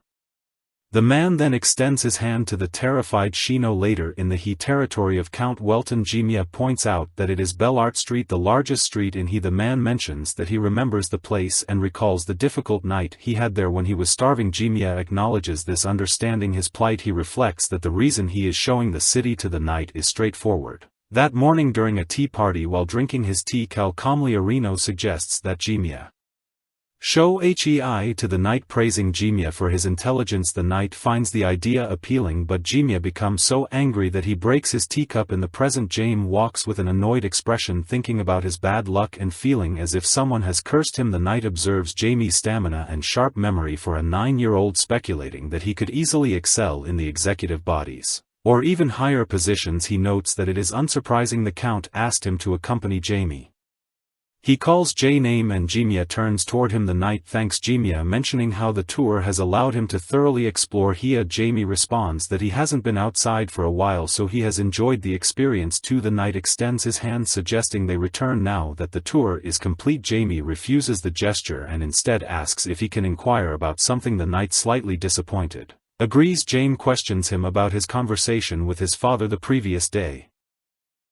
The knight, surprised by the sudden question, had expected Jime to ask about being a holy knight. Instead he jokes that they had talked about how handsome Jimiya is and how much more handsome he will be when he grows up. Jamie, irritated, accuses him of lying. The knight, embarrassed, wonders why Jame doesn't enjoy such compliments. He insists that it is the truth and adds that they had only spoken about Jamie, emphasizing how much his father loves him. Jame dismisses the explanation, remarking that even children wouldn't believe such a story. The knight laughs and admits to deceiving Jimiya, but explains that it is a matter between adults which he can't disclose. Jimiya, deep in thought, turns away and suspects something significant is happening in Hisa, which might have prompted the city tour. The knight, noticing Jamie's silence, asks if he is angry. Jamie ignores him, continuing to wonder about the situation. The knight grows anxious, unsure how to fix the situation and worried that Jimiya is offended.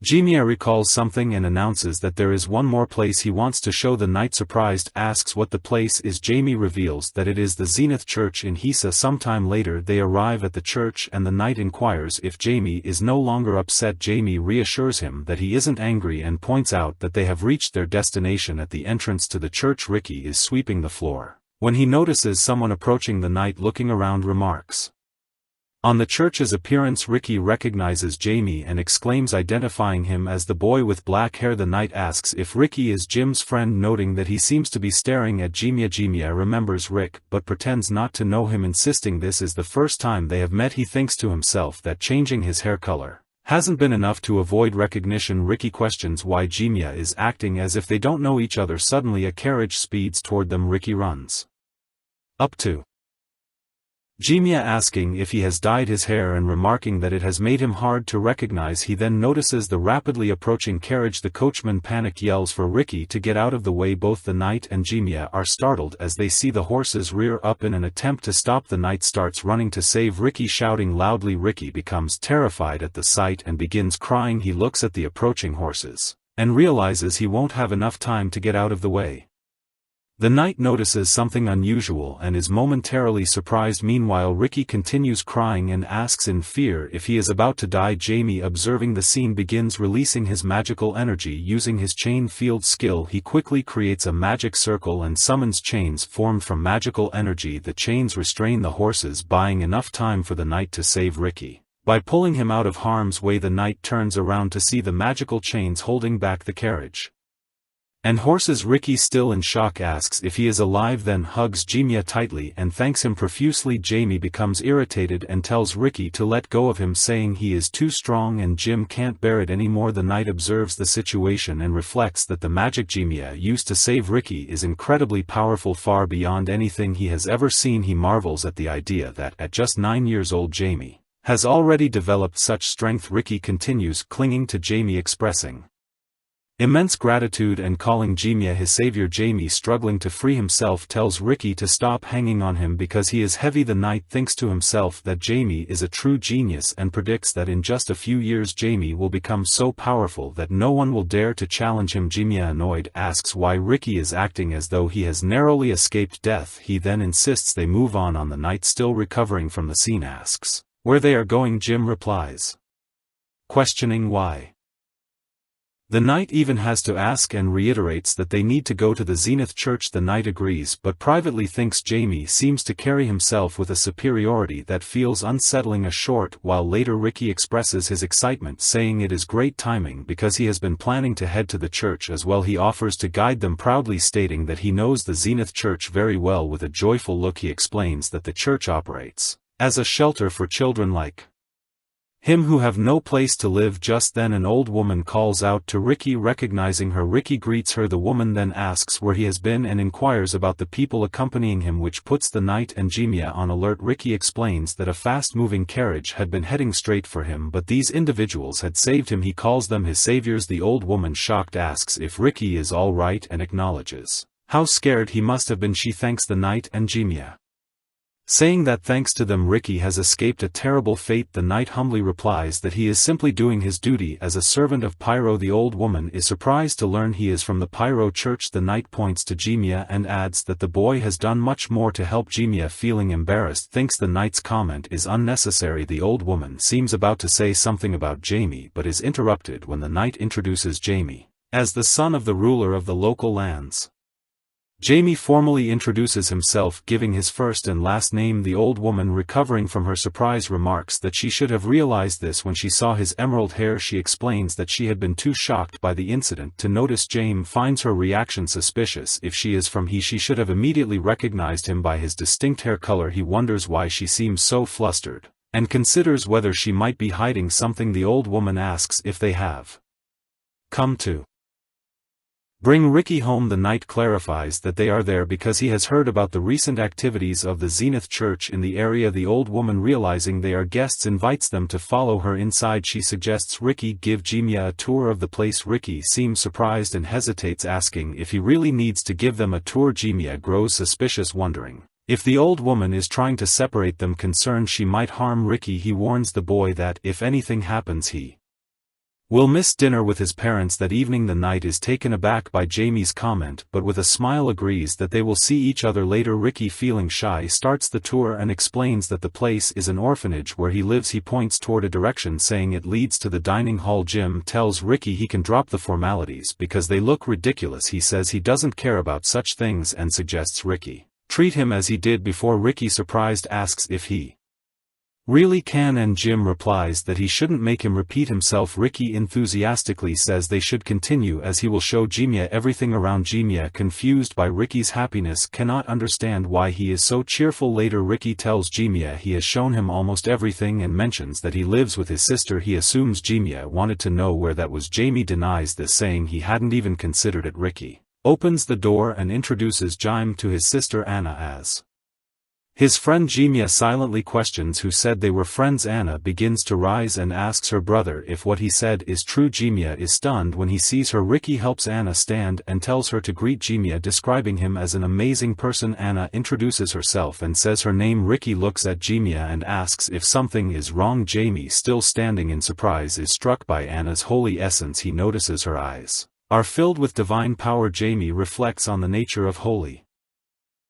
beings, individuals endowed with God's power more than others who can wield it freely from birth. One part of their body often holds a significant concentration of this power. Ricky calls Anna's name and explains that her blindness resulted from the overwhelming power within her. He mentions that when she awakens her divine eyes will reveal all the true streams of the world. Jime realizes that this power could become a threat to him in the future. He debates whether he should kill her now but concludes it would be too dangerous if he can sense her essence. So can a high-ranking priest, making such an action far too risky. Ricky begins to ask Jamie something and calls his name. Smiling, he asks if Jimiya has fallen in love with his sister. Jimiya, startled by the question, quickly denies it, asking what kind of nonsense Ricky is talking about. Ricky teases that his sister is still young, but before he can finish, Anna hits him on the head with a book and says she has something to ask him. She hides her annoyance and explains there is something confusing in a book she is reading, asking if Ricky can help her. Ricky agrees to help, still rubbing his head after being hit with the book's corner. The three sit on the bed together. Ricky asks Anna if she's stuck on the part where Hines left. Jamie watches them and reflects on Anna's holy power, wondering who its source might be. He decides needs to keep an eye on them. Ricky explains to Anna that Heine went to a high tower far away where no one could find him. Anna replies that she knew it was a tower, not a cave. Jimiya, feeling it is time to leave, wonders if he should go. Ricky notices and asks if Jimiya is heading to the restroom. Jime denies this, saying he is leaving entirely. Ricky gets up and insists on walking Jime to the exit, telling Anna he will be back soon. As they walk, Ricky asks Jimiya if he will visit them again. Jimiya, thinking Ricky is unusually sociable, asks what would make him want to return. Ricky is surprised by the question and wonders if Jim is joking in a friendly way. Jimiya, looking dejected, says Ricky is imagining things. Ricky explains that at first he was content being close to his sister, but after arriving at the orphanage his perspective changed. With a joyful expression he shares that he now wants to be chosen by God Zenith and become a priest. He adds that one of his friends from the orphanage was chosen yesterday and has gone to the main church. Ricky Says he is jealous of his friend Jaime is startled and carefully processes Ricky's words. He reflects on the church human trafficking and the concept of the chosen one. Realizing something is amiss, Jimia, visibly shocked, asks Ricky where he was before coming to the orphanage. Ricky, confused by the question, replies that he was on the streets. Jimia, growing more concerned, presses further, asking where Ricky was even before that. Ricky, bewildered by Jim's behavior, responds that he worked at Reaver, and asks why Jimia is suddenly asking about this. Jimia, now certain, realizes that Zenith is involved. The knight bows and expresses that he enjoys their conversation. The old woman responds that she does as well. She remarks that since he is leaving she will guide him to the young master. He agrees with a smile, expressing gratitude. He wonders why she is so silent, suspecting that it might be due to her distrust of priests from other churches. He also speculates that these people might be connected to the chimeras. As the old woman walks down the corridor, she asks Ricky if he gave the young master a tour. Ricky confirms that he did, but turns around startled by someone's arrival. The bishop approaches and comments that it seems an important guest has visited during his absence. Ricky greets him respectfully. The bishop acknowledges the young master, calling it an honor to meet him. Jaime introduces himself, stating his full name while thinking that everything aligns. It is the Zenith Church that kidnaps the children. The bishop inquires about Ross's identity and Ross introduces himself as Ross R. Medic, stating that he serves Fierro. The bishop, upon hearing this, notes that Ross is from another church. Jaime is puzzled, trying to discern the Zenith Church's objectives. He suspects that R's presence might be connected to their plans. The bishop apologizes for his absence, expressing regret that he couldn't be there for the visit. Ras reassures him, saying there is no need to apologize as he had a pleasant time at the church. Jaime notices a man in armor nearby and senses strange energy emanating from him. He realizes that the man is a paladin as indicated by his divine power, but notes that something about him seems off. Jaime observes that the paladin appears to be reacting oddly to Ras, raising further suspicions. The bishop, catching Jaime's watchful gaze, looks at him with suspicion. Later, as Jaime leaves the church, he notices Ras walking thoughtfully. Jaime comments that Ricky had told him about his friend who was chosen by God and sent to the main church, adding that Ricky is envious and hopes to become a priest himself. Ras is visibly surprised by this revelation. Ras remarks that Ricky is a good person and that his dream will likely come true someday. Jaime, studying R's reaction, wonders if a subtle hint might be enough. He then asks Ras if he might have heard anything about this from his father. Ras, confused, asks what he is supposed to have heard. Jaime explains that 2 months ago his father destroyed a rebel gang that had been kidnapping and selling children. This information deeply shocks Ras. Jim continues, mentioning that Ricky had previously been part of this gang before coming to the orphanage. Ras is further startled and questions if Ricky was truly involved with the gang. Jimia smiles inwardly, thinking that Ras might finally be piecing things together to nudge him further. Jaime comments on the Zenith Church's significant spending on charity. Ras, suddenly remembering something, clenches his fists in anger, realizing that the Zenith Church has never engaged in charity. He suspects that if they built the orphanage, it might be to use the children for sinister purposes. Later, Ras discusses his thoughts, saying that the rebel gang and the Zenith Church seem to be connected, and notes that Ricky's history with the gang reinforces this suspicion. Reno responds that he had only observed the Zenith Church because it seemed to have a positive influence on his lands. Ross adds that when they were leaving the church he encountered a priest with a paladin. He expresses confusion,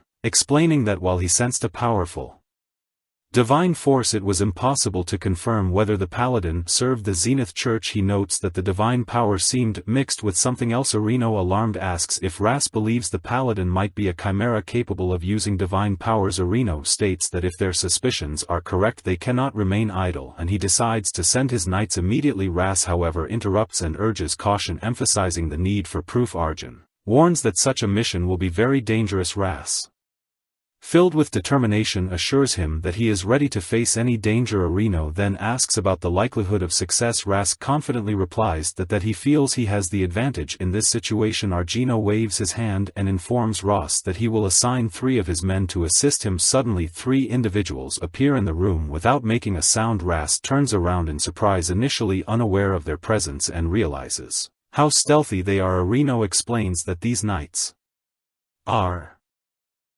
The Welton family's shadow protectors, highly skilled professionals who will be useful for the mission. Ras studies the three individuals, noting that despite wielding bastard swords their appearance and movements resemble assassin. He questions whether they are truly knights, to which Arino confirms they are. Ras thanks him and vows to uncover the truth behind their adversaries' intentions. Arino entrusts the mission to Ras, leaving the matter in his hands. Meanwhile, Jamie observes the scene through black and reflects on the situation. The use of divine power and innocent children as raw materials for creating Chama strikes him as truly evil. He considers the practicality of the plan but questions whether any gods would condone such atrocities, concluding that Zenith remains a depraved figure lying on his bed. Jamie ponders the matter further. He notes that the unpreparedness of their enemy suggests they are pressed for time. Realizing it is time to act, he summons Black and hands it a letter, instructing it to deliver the message to Risa. Black immediately flies off to fulfill the task. Jimia remarks that it is time for him to prepare as well, knowing that the highest level of magic will be necessary for the battles ahead. He resolves to make Zenith regret his actions. Elsewhere, Azard and Risa are on watch, waiting for any signs of movement. Growing restless, Azard questions how much longer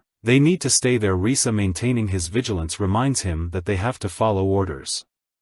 Frustrated, Azard laments the lack of action, complaining that not even a mouse stirs in the area. Their conversation is interrupted by the sound of heavy footsteps. A man in armor approaches, his steps echoing ominously. Risa turns toward the sound and spots the figure. The paladin grips the sword on his back and declares his intent to kill. Azard, taken aback, freezes momentarily. Risa shouts for him to dodge as the paladin unleashes a swift attack, sending a wave of energy their way. Azard manages to avoid the attack and notes the cruel nature of the divine power being used. The paladin channels dark oppressive energy into his weapon, repeating his declaration to kill. Recognizing the danger, Risa decides to warn Jamie. He urges Azard to retreat, saying he will hold the line. Azard runs off, promising to return soon. The paladin tracks their movements and unleashes another devastating wave of energy. Azard turns back and sees the impending attack, prompting Risa to shout for him to jump. Risa sprints toward Azard, pushing him out of a window just in time. Azard tumbles outside, calling out to his brother as he falls inside. Risa takes the full brunt of the paladin's attack, sustaining severe injuries. Coughing up blood, he weakly calls out for his master. James responds by activating his dark dimension skill. A magic circle envelopes the building, creating a protective barrier. He appears inside the house and addresses his injured servant, asking if he has summoned him. Risa lies injured by the window while the paladin stands firmly in the middle of the room. Jimia smiles and states that no one will be aware of what is happening inside, as his spell is powerful enough to ensure secrecy. He exhales in relief, reflecting that using 6th rank magic even with Black's help and subconscious mastery is still a challenge. The paladin remains silent for a moment before suddenly charging toward Jamie, declaring his intent to kill. Jim calmly responds, inviting him to try concentrating energy in his hands. He casts the gravity spell, a rank 5 magic technique designed to increase gravitational force and immobilize the target. The paladin falls to his knees under the immense pressure of the spell's energy. Jimia follows up with the death script spell, summoning spectral entities to restrain the paladin. Despite the restraints, the paladin struggles, repeatedly proclaiming his intent to kill as he reaches out toward them and then uses the sacrifice spell, sacrificing the summoned souls to create a massive explosion of energy. A voice within the paladin's mind warns of impending danger just before the spell detonates, unleashing a powerful blast of magical energy. After the explosion, Jamie observes the aftermath. The paladin, although severely wounded, remains kneeling and alive. Jimia notes aloud that the paladin seems to be at an expert level of power. The paladin tightens his grip on his sword, channeling energy into it, and shouts his intent to kill everyone as he charges forward with all his might. Unfazed, Jaime remarks that while the paladin has a strong spirit, he has encountered the wrong opponent. He releases threads of energy and casts the puppet spell. The threads wrap around the paladin, binding him and piercing his soul to impose complete submission. The paladin falls to his knees, rendered powerless against the restraints. As he analyzes the situation, the paladin concludes that further fighting is pointless. He realizes he is facing an invincible opponent and decides his best course of action is to escape. He begins releasing energy from within his body. Jamie, noticing this, is startled and suspects the paladin is initiating self-destruction. He quickly moves toward him, urging him not to rush, channeling energy rapidly. Jamie uses the Hand of Darkness spell, which pierces the paladin's body with immense force. However, the paladin's energy release continues unabated. Jamie is puzzled, questioning why he cannot stop the process. The paladin's body begins emitting bright beams of light as the energy intensifies. Realizing he cannot evade what is coming, Jamie hastily withdraws his hand from the paladin's body. Despite his efforts, the paladin continues radiating energy, which culminates in a massive explosion that obliterates the room. Brilliant beams of light break through the building's windows, reflecting on the situation. Jamie acknowledges that if it weren't for Black's intervention, he might have been in serious trouble. He marvels at the paladin's ability to escape the dark dimension by unleashing all his holy energy. It is unexpected, but Jamie concludes that this trick will not save the paladin. He instructs Black to absorb the emitted light. Meanwhile, the paladin, now desperate, begins sprinting out of the building, intent on escaping. Jamie channels energy into his palms, determined to stop him as he strikes the paladin's back. Grotesque tentacles and large teeth erupt from the paladin's body. Observing the horrifying transformation, Jamie realizes that the paladin's true form as a chimera has been revealed. Without hesitation, Jamie CCS the chain field spell, creating magical chains to capture and immobilize the monster, telling the chimera to disappear. Jam tightens the chains around the chimera's body. Folding his hands in front of him, he casts the Death Blast spell, causing a powerful explosion within the creature. Blood sprays across the room as the monster, still bound by chains, endures the devastating attack. The deathly explosion spell, designed to destroy even the strongest armor, seems insufficient. The chimera, though critically injured, remains alive and thinks to itself that its physical form is in a critical state, rendering movement impossible. As a last resort, it activates its final function. A small creature emerges from the monster's body and flees rapidly. Surprised, Jamie wonders if this is the chimera's true form. The creature leaps out of the building and disappears into an unknown direction. Standing by the window, Jamie then admits that he lost it. Ris bloodied but still able to stand, approaches Jamie and addresses him. He commends Jamie for his efforts, but asks what has happened to the chimera. Jamie calmly replies that he simply missed it. Perplexed by Ja's nonchalant attitude, Risa questions Jamie if this is normal, emphasizing that they should act urgently and try to track and catch up with the Cha. In response, Jamie reassures him, telling Raza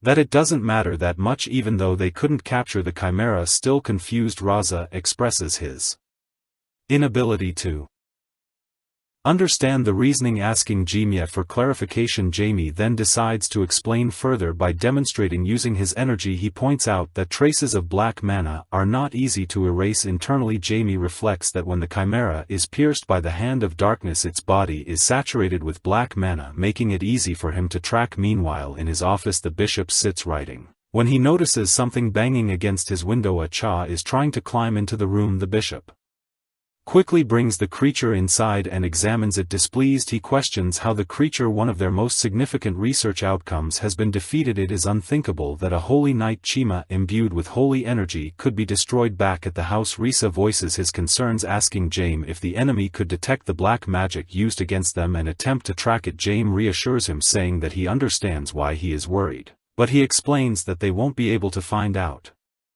Smiling, Jamie releases his energy and states that his current powers are entirely different from black magic. Inwardly, Jamie reflects on the peculiar relationship between black magic and holy energy. Despite his magic being designed to kill gods and erase their existence without a trace, he still finds it puzzling that black magic struggles against holy energy. He concludes that no matter how hard the holy energy users try, they will never uncover his identity. At the same time, the bishop, consumed by anger in his office, declares that he will not rest until he discovers who is capable of such destruction. Sometime later, Jamie channels his energy into the paladin's body, reflecting that his magic was designed to kill gods from the beginning, so there is no need to work. He then asks where Azard has gone. Risa recalls Azard and is about to explain when the door to the building suddenly opens. Azard bursts into the room and eagerly asks his brother how he is feeling and if he is safe. He expresses his Relief and delight at seeing Jamie commenting that it seemed like the paladin was going to turn Raza into a pile of bones, but it looks like Jimia resolved the issue. Jamie confirms that he sorted out the problem and acknowledges that it was indeed his doing. He then questions Ard about where he had gone. Azard recalls the events, explaining that he lost consciousness after falling out of the window and upon regaining his senses, immediately came back confused. Jamie sarcastically asks if even a zombie could lose consciousness. Risa intervenes, stating that he simply pushed Ard out of the window. Ard attempts to justify his actions, but Jaime interrupts, scolding him and telling him to lower his head in shame. He cancels the order to spy on their enemies, explaining that their movements are being noticed too quickly and that they would be caught if they continued in such a manner. He stresses the need for caution. Risa acknowledges Jim's instructions. Jay raises his hand, channeling energy to heal Risa's wounds, which surprises him greatly. Jaime then advises to take better care of his body since he does not have necessary ability to heal himself. He adds that Azard should stay by Risa's side at all times to guard him. Azard immediately agrees to the directive. Jim walks to the window and announces that he has to leave. He instructs the two of them to return and remain cautious. Both acknowledge his orders. Jamie jumps out of the window, summoning wings of energy behind him as he descends. Meanwhile, the bishop loudly expresses his disbelief, exclaiming that it is unthinkable for the paladin chimera to be so severely damaged. He questions who could have done such a thing and how it was even possible for an expert-level paladin chimera created from 4 life forms to be reduced to such a state. The bishop recalls Earl Welton and wonders if it could have been him. He tries to piece together the situation, reason that if it were Earl Welton, the main body of the chimera would not have survived. Furthermore, the severed connection with the paladin was caused by tearing magic, which required a barrier. He considers that the only magician of such a level in the region is the young master. However, he dismisses the idea, reasoning that even though the young master is a genius, he is only at the 4th rank. To defeat a chimera of that level, one would need to be at least rank 5. The bishop questions who else it could have been, concluding that he needs to accelerate his experiments. The bishop resolves to act before it is too late. Suddenly a dagger is pressed against his throat and a voice demands to know if his second plan has failed. The bishop remains silent, prompting the lady to remark that she was correct. The bishop slowly turns toward her and denies the accusation, insisting that his plan has not failed. The lady smiles and challenges him, asking what the state of the chimera means. If not failure, the bishop insists that his plan is simply unfinished. The lady makes a shallow cut on his neck and sarcastically asks if the current state of the chimera is due to its unfinished nature. The bishop explained that there had been an obstacle hindering their progress, but assured that the experiment would be completed after a few more trials. The girl dismissed his explanation, remarking that he talked too much for someone unable to identify the interference. She questioned if he wished to become part of the experiment himself. Before he could respond, she interrupted, warning him that she would be watching and that everything would end if the count intervened. With those words she vanished. The bishop exhaled, deeply relieved by her departure. Reflecting on the situation, he realized the 7 knights of the Zenith Church had been observing him. These elite swordsmen, protectors of the archbishop and the main church, were all at the master level. Slamming his fist on the table, he raged against the humiliation, blaming the archbishop. He vowed that once the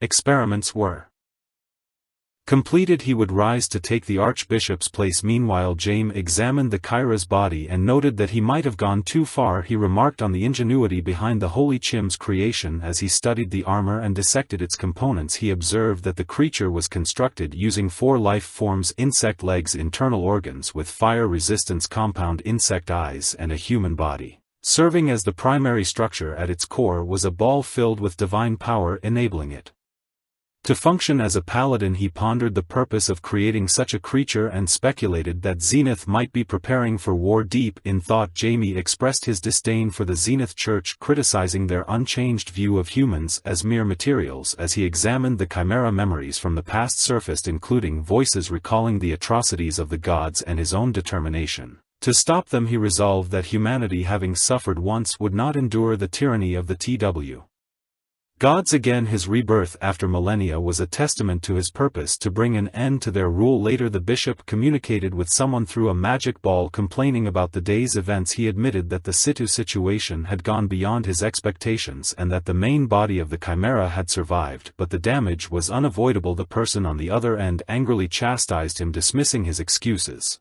The bishop defended himself, blaming the appearance of a third party for the Failure. This response shocked the other person who questioned his explanation. Another man bearing unusual growths joined the conversation and inquired about the bishop's next steps. The bishop revealed that he intended to choose another individual for the experiment when the man suggested using the child with the holy essence. Expressing eagerness to experiment on such material, the bishop slammed the table in anger. He firmly declared that holy essence would not be wasted on creating chimeras. Instead, he revealed that a new target had already been chosen, a loyal servant of Zenith and the sole blood relative of the Saintess Ricky. Sometime later, the old woman approaches Ricky and informs him that she has finally found him. Ricky turns to his sister and asks if she needs his help. The old woman explains that everyone has been asked to gather in the main hall. Ricky confirms, repeating the location, and says he will run there immediately. In the main hall, a crowd of people chat among themselves. Ricky notices Ben sitting next to Anna and asks him why he is there. Ben explains that he has brought Anna because everyone has been instructed to come. Ricky, annoyed, pushes Ben away and scolds him, saying that doesn't mean he should cling to Anna like chewing gum. He adds that he is late because he has been looking for his sister. Then he wonders why everyone has been gathered so suddenly. Ben speculates that perhaps a new chosen one has been identified. Anna smiles and comments that such news would be wonderful. The bishop steps onto the stage and greets the crowd, asking if everyone is doing well. The people respond affirmatively. He then announces that he has great news. A new prediction has been received from their god. The crowd buzzes with excitement, asking if this is the same kind of prediction as before with Shino and if someone has been chosen. The bishop laughs and confirms their guess, stating that Zenith has indeed chosen someone. Once again, while observing their enthusiastic reaction, the bishop quietly mocks them under his breath, calling them stupid idiots who are blindly eager to become the chosen ones. Addressing the crowd, he remarks aloud that becoming a paladin is a blessing for an orphan, but silently adds that this blessing is just a means to create the next Cha. Then, raising his voice to a normal tone, he instructs everyone to sit down and reveals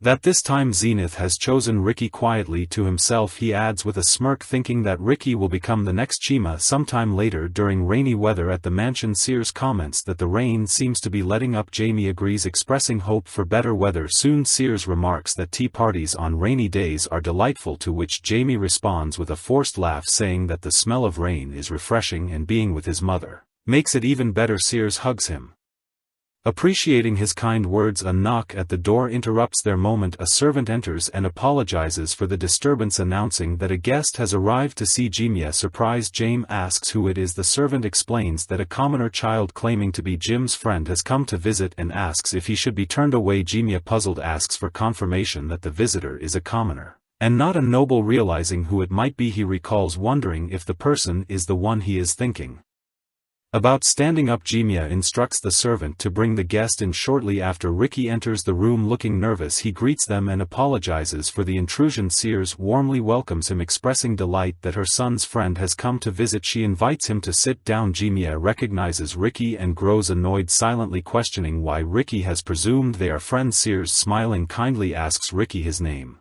and where he lives. Ricky introduces himself and mentions that he lives at the church of the god Zenith. Sears acknowledges this and asks why he has come to visit Jimia. Ricky hesitates before beginning to explain, mentioning that it is about the other night. Before he can finish, Jamie quickly covers Rick's mouth with his hand. Embarrassed, Jime tells his mother they will go play on their own and suggests she take a rest. Sears, smiling, observes them fondly and thinks to herself that her son must be feeling shy about having his friend over. She reflects on how much Jamie has grown.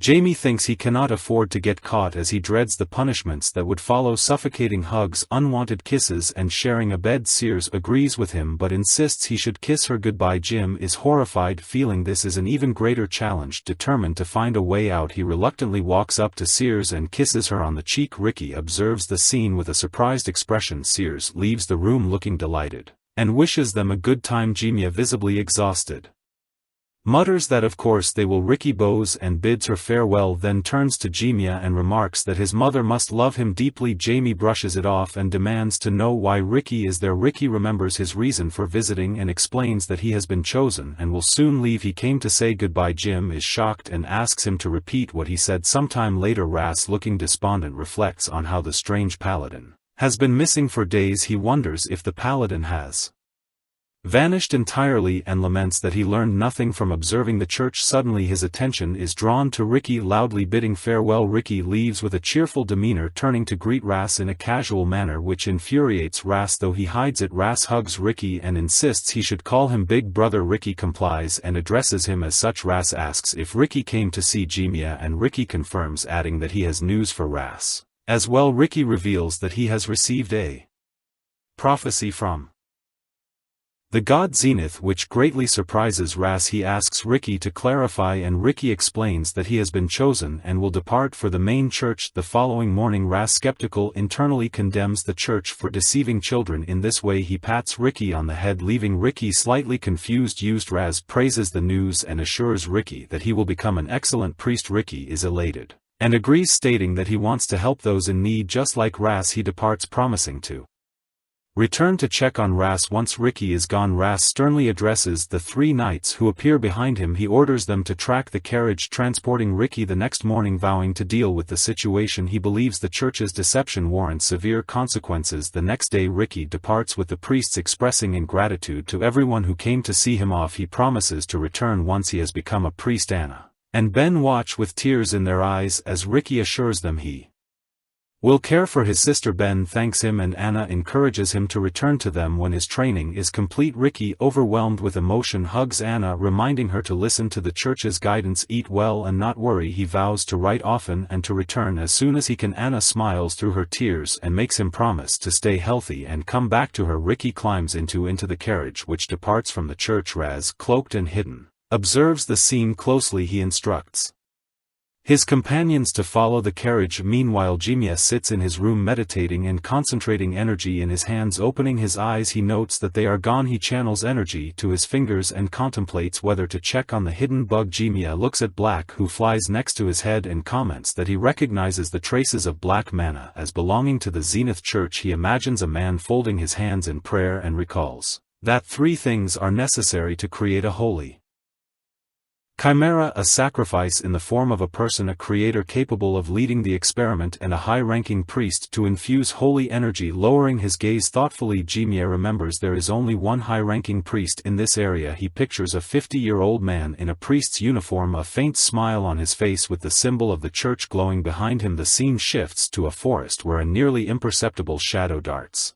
along the branches. Ras, wrapped in a cloak, moves swiftly from tree to tree, following the carriage in which Ricky sits. At the same time Jimiya understands that if Ras and his knights are involved they can likely handle the laboratory on their own. Adjusting his tie with one hand and holding his dark coat with the other, Jamie smiles at Black flying beside him. He declares that he only needs to take care of Lincoln, pulling his cloak over himself. Jimiya anticipates his victory. The setting shifts to the Zenith Church, where Lincoln stands in the middle of a room, his cloak fluttering in the wind coming through the window. He extends his hand into a mirror which ripples as his hand enters up to his elbow. Lincoln contemplates giving a blessing to the orphan chosen to become a holy knight. Meanwhile Ricky stands with his back to the mirror in a room far from the county alongside one of the cloaked monks of the church. Suddenly a hand emerges from the mirror behind Ricky, reaching out to grab him. Lincoln's hand almost touches Ricky's shoulder, intending to test and toy with him, but something unexpected happens. Lincoln flinches and looks at his hand in confusion. A whip of dark energy wraps around his arm and torso, pulling him back. The dark mana whips tighten, nearly pulling Lincoln to the ground. Gritting his teeth in anger, Lincoln stands and looks at the magician who has attacked him, demanding to know his identity. Hovering in front of him, wrapped in a dark cloak with a hood, is Jimiya. There Jimiya comments with a smirk, "You talk rough for a cleric." Lincoln, now sitting on the floor, shudders as he realizes the magician before him is a black magician. Tendrils of dark mana coil around Jamie as he smiles at Lincoln's reaction. Lincoln clenches his hands, his eyebrows knitting together and jaw set as he begins to concentrate mana around his clasped hands. Infuriated by Jim's interference, he focuses intensely the mana in the striking the monster. As he runs past it, smoke emerges from the monster's mouth and its eyes roll back. However, the monster suddenly looks at him Completely unharmed, which shocks Ras. The monster approaches him very quickly, preparing to attack. Ras realizes he has been careless and knows it is too late to dodge. He believes he will die from the blow. Suddenly one of the knights strikes with his sword, stopping the monster's attack by cutting into its hand. The monster screams loudly in pain after the attack. The knights stand in front of Ras and ask if he is okay, suggesting they retreat. Ras agrees and suggests they raise the wounded knight. One of the knights says they should leave the knight behind. This shocks Ross, who demands to know what they just said. The knight explains that they were given an order to help Ross complete the task and cannot focus on distractions. Their words deeply surprise Ross and he begins to cry. One of the knights charges toward the monster, jumping up and swinging his sword to open a path for the others. Another knight grabs Ras, insisting they must leave, while the first knight distracts the monster. Ras refuses, arguing that the knight will die if he fights alone. The other knight acknowledges this but explains that they are shadow knights who act solely to achieve optimal results. He adds that their absolute loyalty to their lord is the sole purpose of their existence and that their lives are merely instruments in their lord's hands. Ras is shocked and reflects on the shadow knight's approach, thinking it is madness to complete tasks at the cost of their own lives. He resolves never to accept such a method. The knight holds off the monster's attack with his sword and orders the others to flee quickly. The roof above the monster begins to collapse with a loud sound. Ras watches in shock as the knight and the monster are buried under the rubble. Suddenly a hand emerges from the debris, shocking everyone. The monster crawls out from under the rubble, holding the knight, who tried to restrain it. Another knight urges Ras to flee, but Ross resists, insisting he cannot leave the knight to die. The monster smiles and squeezes the knight in its grip, causing him to scream in pain. Ras demands the monster release him immediately, clutching his sword tightly. Raz's rage builds. The knight is surprised to see Ras preparing to fight and calls out to him. Ras releases a strong bright energy and declares that he serves the goddess of mercy and justice, Pyro. With his eyes filled with determination, he looks at the monster and tells it to disappear, slamming his sword into the ground. Ras channels his energy into it. The energy strikes the monster, which screams in pain. Ras looks at the monster and realizes it has borrowed the power of Divine Executioner. The Church of Pyro's Divine Executioner refers to the 7 holy knights given unique powers by the goddess of mercy and justice, Pyro. These powers are only effective for short attacks but are followed by a strong backlash that demonstrates immense holiness. Sometime later, 2 knights pick up the wounded knight.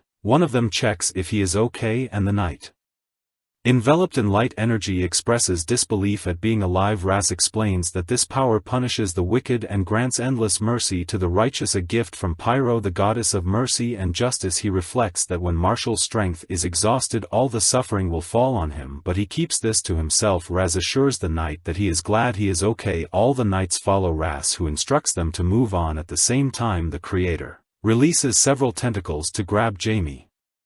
Jamie defends himself and flies upward using his wings. The creator, angered, accuses Jamie of interfering with his experiments, calling him a black magician. Jamie smirks and remarks on the irony of hearing such an accusation from someone who abuses his own body so extensively. The creator declares that what he does is true art and unveils chimera wings, announcing a special performance. Jamie, unimpressed, criticizes the wings for being in bad taste. The creator, taken aback, questions Jaw's audacity to insult him. However, Jamie interrupts to remind him of something. The creator notices the creature bound by threads of dark energy and recognizes it as the main material. Jamie clenches his fist and blames the creator for the situation. Enraged, the creator calls Jamie a freak. Jamie creates a magic circle and mocks the creator for becoming so emotional over a broken toy, suggesting they change locations. Suddenly a massive magic circle appears below them. The creator, surprised, realizes it is spatial movement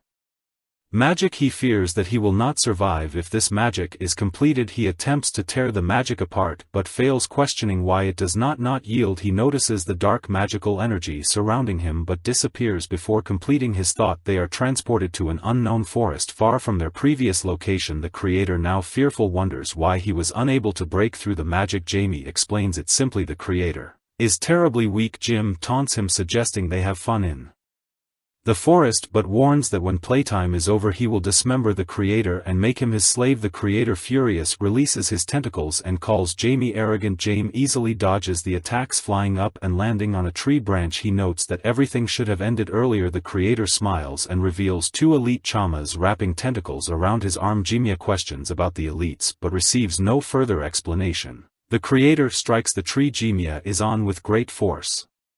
Jamie takes off as the tree falls. The creator, still angry, notes that although they handled one chimera before, there are now two, and he believes the knights cannot survive. Jamie criticizes the creator for having gone beyond reason. The creator counters that it is not madness but confidence. Jamie observes the creator's body, noting that he has implanted 7 different life forms into himself, rendering him inhuman. Despite this grotesque mixture, Jamie admits the results are impressive as the creator charges at him. Jamie smiles, concentrating energy in his hand, and resolves to make him his slave. Meanwhile, the knights enter another room. The pink-haired knight begins commenting on their surroundings, but Ras interrupts, urging them to focus on finding the child. He reflects that he has about 20 minutes left to find Ricky before Marshall's will is depleted. He and the 3 knights start searching the room. Ras approaches a door, but stops when he hears a loud sound. Turning toward it, he sees a projectile created from magical energy flying toward them at high speed. He warns the others and saves the pink-haired knight. Ras looks ahead in shock and hears strange sounds. A monster appears before him and he recognizes it as an armed chimer. He is stunned, unable to believe what he sees. One of the knights points out another hybrid chimera, warning Ross. Ross identifies the chimera as a combination of an ogre and a demonic horse, a creature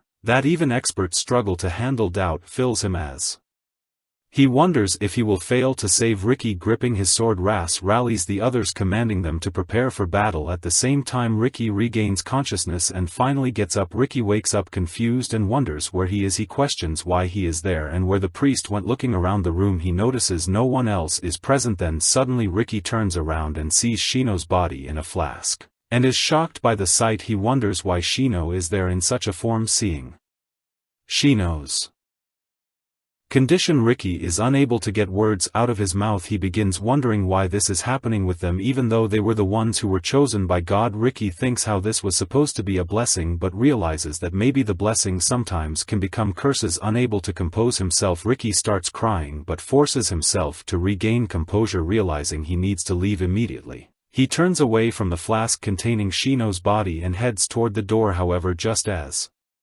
he grabs the handle, he freezes, looks back at Shino and silently promises to return for him. He then escapes through the door. As he runs away, Ricky thinks about the Janus church and vows that they will not escape punishment for this. He continues running down the hallway of the church building, wondering about the noise he hears. He considers the possibility of a fight and hopes someone has come to save him. Suddenly, he comes to a halt, realizing that something is going on nearby. Looking around a corner, he notices blood on the floor, which scares him. He hesitates, thinking about going back, when Ras runs past him, shouting about an attack coming from the right and the need to escape. Overjoyed to see Ras, Ricky calls out to him. Ras, in the middle of blocking the chimera's attack, struggles to smile and jokingly tells Ricky to call him big brother. However, R does not seem to be along. He is being accompanied by another knight with pink hair. Suddenly one of the chimeras notices Ricky, turns around and charges at him with its fist raised. Raz notices and orders him accomplice to block it. They rush toward the chimera, shouting for it to stop, but another chimera blocks their path. Raz, worried for Ricky's safety, yells for him to run. Meanwhile, one of the knights exclaims that they are stuck. Ricky, frozen in fear, tries to move but finds his body unresponsive. The monster rises onto its hind legs, preparing to attack. Raz channels his energy, calls out Ricky's name and strikes twice with his sword,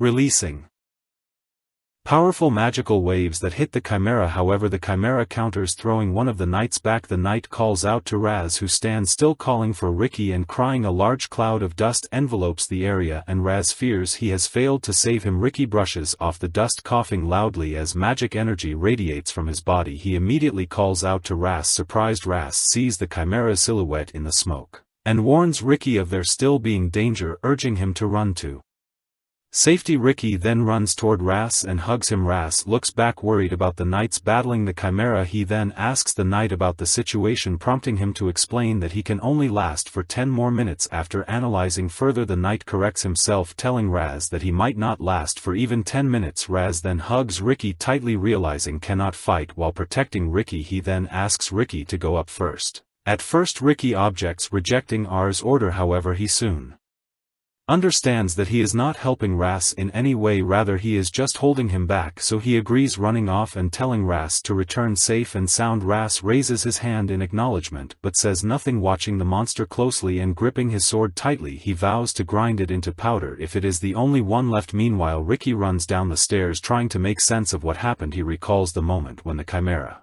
attacked him and remembers how Light had scared it away.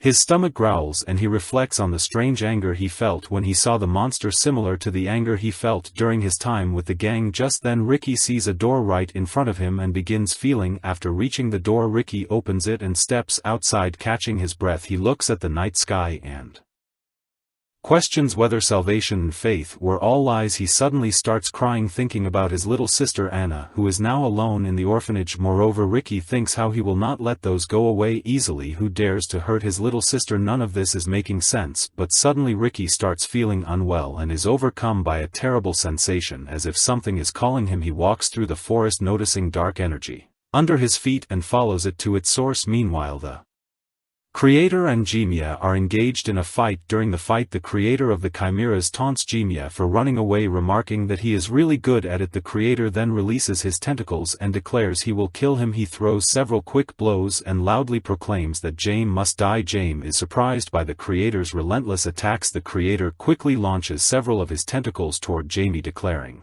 that this will end him. Jaime takes off from a tree branch and dodges the attacks. Their battle causes huge explosions throughout the forest. Jaime smiles and notes to himself that the attacks are powerful and that he would not be pleased if even one of them touched him. He creates a sphere of magical energy in his hand, confident that his magic will be enough to ensure his victory if the battle continues as it is. The creator becomes enraged and calls Jaime a fool, taking off into the air and stating that the jokes are over. Jaime watches him closely, surprised by his next move. The creator raises his hand, declaring that Jaime should already be dead, and releases many tentacles which gather around Jim. The creator forms a massive ball of tentacles, attempting to trap him, but is shocked when Jim is not captured. Instead, Jaime appears in a tree unharmed. Furious, the creator loudly demands to know where Jimia has gone and how he managed to hide. Jaime, taking a moment to recover, uses his magical energy and activates the Dark Dimension spell. The creator, surprised, realizes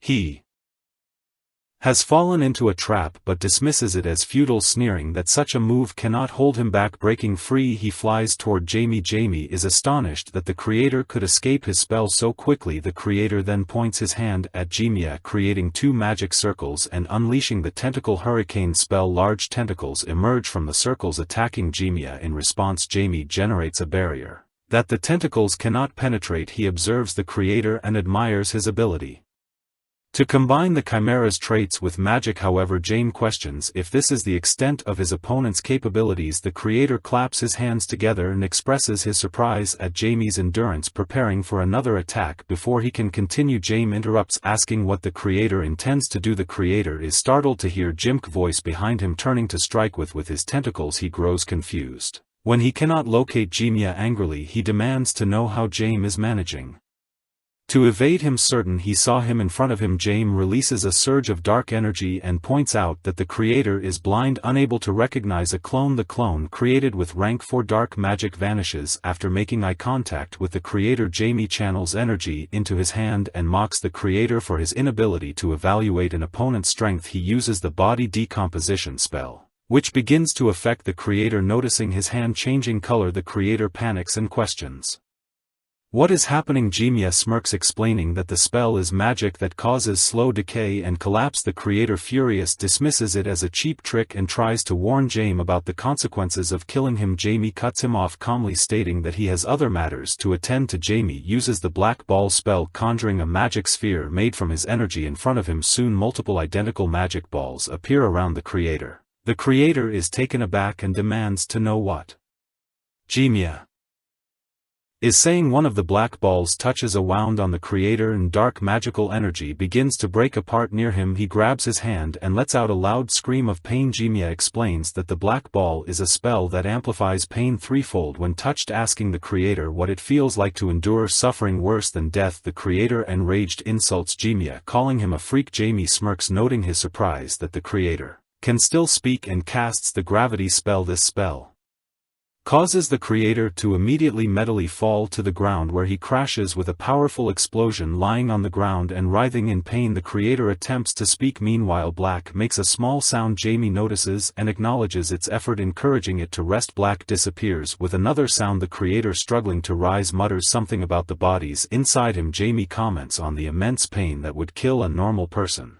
and criticizes the creator for mocking his own body by filling it with chimeras. Observing the creator's broken state, Jamie doubts his usefulness even as an undead. Placing a hand on the creator's head, Jamie decides to extract his knowledge through a spell. Suddenly Jamie hears a strange sound behind him and quickly leaps away. Additional chimeras appear beside the creator. Realizing he miscalculated the number of chimeras present, Jamie focuses on his mana reserves and acknowledges that he has already expended too much. The creator loudly declares that Jamie will not escape with an easy death, but before he can act, his body is pierced by a blast of magical energy. Grasping the wound, the creator coughs up blood. Jamie smiles, suggesting that if the creator had died immediately, fewer problems would have arisen. He reflects on the creator's resilience and ponders how to kill him. Meanwhile, Ricky feels increasingly nauseous as he approaches, but resolves to keep going. A powerful explosion suddenly erupts behind him, startling him. He turns and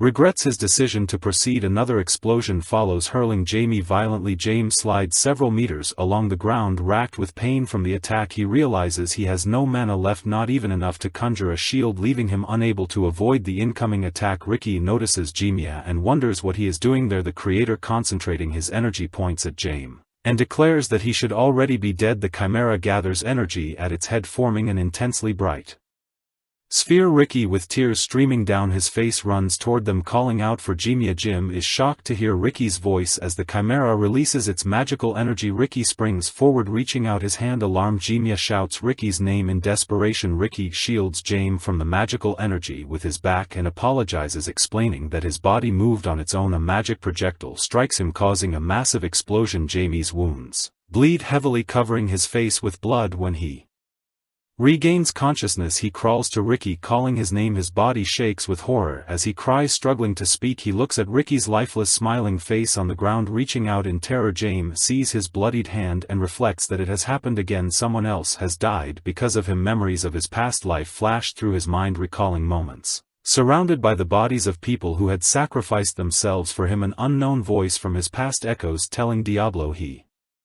must live. Jamie covers his head with his hands, crying as he remembers how others died to save him. Kneeling in front of Ricky, he whispers a plea for it not to happen again. The creator interrupts, loudly mocking the emotion scene and pointing out that the little test subject managed to create such a touching moment. He declares that he will end them both. Jay's mind drifts back to his time as Diablo. He hears the voices of comrades begging for his help, students pleading with their teacher not to leave them, and a scar-faced man crying out that they wouldn't leave him even after death. Filled with rage and anguish, Jamie creates a magical barrier around himself and Ricky, releasing an immense amount of energy. He activates the primal power, rebellion against the divine. The chimera feels fear in the presence of this overwhelming power, and the creator steps back in shock, realizing that Jaw's aura has completely changed. The creator's hands tremble as he panics, recognizing the danger and deciding he must kill Jamie. Quickly, James leans over Ricky with a wild gaze, muttering that he will return soon. Standing up, he releases an even stronger wave of magical energy and grimly reflects on how he had let this power slip from his mind, the very first power he ever created. Suddenly a skeletal hand bursts from the ground, followed by many skeletons clawing their way up. The creator is stunned and demands to know what Jamie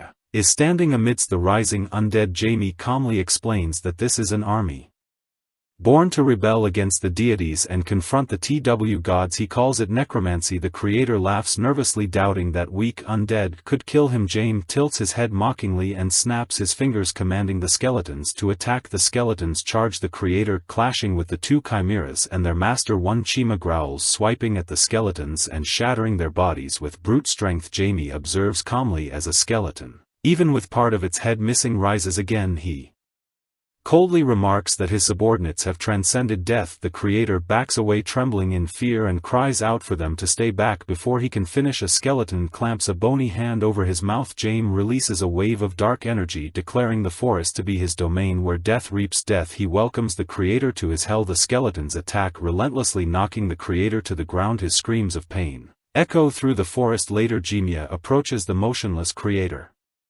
wondering if he is already dead. His eyes catch sight of a small green ball rolling out of the creator's mouth. Picking it up, Jamie studies it carefully and realizes it is a bead of life, an artifact charged with life force. He deduces that the beads sustain the creator's mutilated body. Smiling darkly, Jimia reflects that this exceeds his expectation and decides that the bead will allow him to surpass the limitations of his child body. Gesturing to the remaining skeletons, Jay tells them they can rest and assures them that he will summon them again someday. The skeletons crumble, their energy returning to him. Jamie coughs up blood, acknowledging that he has spent too much energy. The rebellion against the divine spell remains too difficult for him to sustain. Struggling to stay conscious, he looks at Ricky's lifeless body and whispers that he cannot let him die like this. Instead of letting Ricky sacrifice his life, Jimia proposes making him his faithful servant. Concentrating his energy, Jimia casts a spell to resurrect Ricky. Suddenly bright energy radiates from Ricky's body, startling Jimia. Ricky's body rises, floating above the ground and glowing with intense magical light. James shields his eyes from the brilliance, surprised by the unexpected turn of events. An unknown voice reverberates, questioning what is happening. A goddess materializes, cradling Ricky in her arms. She gazes at Jamie and Dem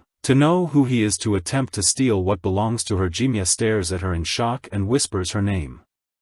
Pyro. The goddess looks intrigued and remarks that Jimia knows her. At the same time in the city, Lincoln runs frantically, shouting that he must inform the Count and that he needs to relay something urgent before he can continue. A girl swiftly cuts off his head with a single precise movement. She sheathes her sword and mutters that he was a useless idiot. Turning her gaze outward, she declares that they must get rid of he and that justice against heretics must begin. Meanwhile, RZ collapses to the floor next to the lifeless body of the slain chimera. Leaning heavily on his sword, he reflects on how he somehow managed to meet the deadline. Groaning in pain, he acknowledges that he is on the brink of death, but feels relieved that no one else perished. His thoughts are interrupted when one of the knights calls out to him. The knights rush to him, asking if he is all right. Raz, still clutching his sword, notices a bright magical energy manifesting near him. His eyes widen in astonishment as streams of energy surround his body. He gasps in disbelief, questioning whether this could truly be the goddess Pyro. At the same time, Pyro addresses Jamie, asking if he knows who she is. Surrounded by her divine energy, Jamie stares in disbelief, wondering how she could descend there, and recognizing the enormous problems with the law of causality from even one illusion. Pyro repeats her question, asking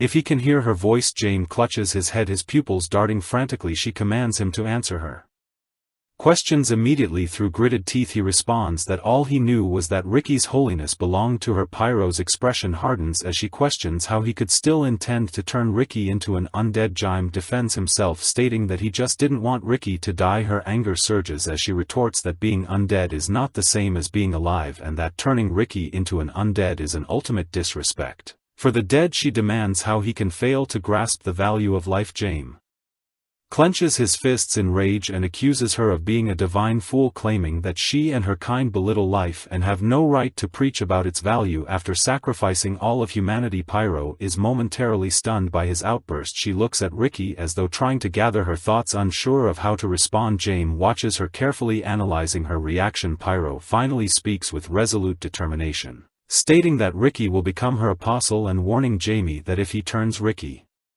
into an undead, she will never forgive him. Jamie is taken aback, repeating the word apostle in surprise. The title carries immense weight, as apostles are the closest beings to the gods, their existence elevating them to the rank of priest. They possess strength worthy of the title of the strongest holy knight. Jimia grins, realizing that while he knew Ricky possessed godhood, elevating him to the level of an apostle explains why Pyro descended. He finds the situation much more entertaining than expected. Feigning contrition, he apologizes and asks how he can make amends. Pyro narrows her eyes and questions his sincerity. Jimia smirks and reveals that the darkness has already begun to consume Ricky, claiming that half of him has already become undead. Her eyes widen in shock as she demands if he even understands what he has done. Jamie suddenly clutches his head in pain, grimacing as he wonders what Pyro is doing. She glares at him and asks if he has a death wish. Through his pain, Jamie retorts that if he did, Things would take a very bad turn because killing him would also destroy Ricky. Pyro frowns unfazed by his words and dismisses his threats as pathetic. Jimia, his voice steady, counters that there can only be one apostle. If she loses Ricky, she would need an incredible amount of time to find another. He points out that what matters more than the time wasted is that the presence of an apostle guarantees the gods unrestricted access to the world. Pyro remains silent, her expression tense. Jaime presses on. Softening his tone, he reiterates that he has no desire to kill Ricky, emphasizing that Ricky is his friend. Pyro accuses Jimia of being a very vicious person, stating that he has made up a good story just to save his miserable life. Jaime responds by questioning why she made Ricky her apostle, pointing out that an apostle is no longer vitally necessary since the world exists as the TW gods planned. He mentions the comm system they worked on together. Pyro becomes angry and demands to know how much he knows. Jaime raises his hand and explains that the holiest of the TW gods, whose love reaches everyone, is so filled with this feeling that she received the power to destroy evil. He then speculates whether she was expelled. Pyro becomes furious, ready to say something, but Jaime smiles to himself, realizing the argument is over because she cannot lie as it goes against holiness. She is forced to remain silent. Jaime reveals his past life's name, Diablo Volier. Pyro is shocked to hear this name and demands to know how he knows it. Jaime replies that he is the man's legacy. Pyro internally struggles with this revelation, thinking it impossible because Volier was elsewhere. She contemplates the situation and asks why this is happening now. Jimia extends his hand, suggesting they shake hands, but Pyro disappears, instructing him to come to her and Afan, where they will discuss everything in detail. Her magical energy gently lowers Ricky to the ground. Jimia reflects that if everything goes well, Ricky will become a very useful tool. Suddenly Ricky regains consciousness and opens his eyes. He looks at Jimia and asks if it is really him. He quickly gets up, asking if Jimia is okay, why he is covered in blood, what is wrong with his purple eyes, and why Ricky himself is experiencing strange sensations in his body. Jaime questions how Ricky, even in this state, is worried more about someone else than himself, pointing out that he is now an apostle of the goddess and at the same time undead. Jaime admits to making him undead using dark magic and expresses his certainty that Ricky will hate him for it. Ricky smiles and calmly says that everything is clear to him. Jaime is surprised by his response and asks if that is all he has to say. Ricky agrees and adds that being a dark magician does not mean Jaime has to be evil, asserting that Jaime is a great friend. Jimia, acknowledging Ricky's kindness, admits that he sent him to a dangerous place and even tried to kill his sister. Ricky replies that Jia saved him and did not harm Anna, so he still considers Jaime a good person. Jaime, about to call Ricky an idiot, notices the bright energy radiating from Ricky and is surprised to see Ricky's incurable wounds disappearing. Ricky explains that he thought his idea might work and it turns out it did. Turning around, Ricky announces that Brother Ras is approaching. Jaime acknowledges this and says it is time for him to leave. As Jaime is walking away, he starts to say something about their conversation, but Ricky interrupts, asking if he really seems that stupid, and assures Jaime that they will meet again later at the branch of the Zenith Church in the city of Haya Man Bows. Before Arino identifying himself as a judge associated with the Church of the God Zenith, he apologizes and explains that due to certain circumstances he cannot reveal his name. Argino questions what the judges are doing there. The man explains that under orders from their superiors they have come to hunt down heretics. He hands over a jar containing a chimera, stating that after doing everything possible they discovered this. He reveals that Father Lincoln turned out to be a heretic and was executed after confessing. Ras, observing this, is surprised and realizes that the judges are using Lincoln as a scapegoat. The judge continues, explaining that this was an important matter kept in the strictest confidence of the church and so they conducted an investigation. Ross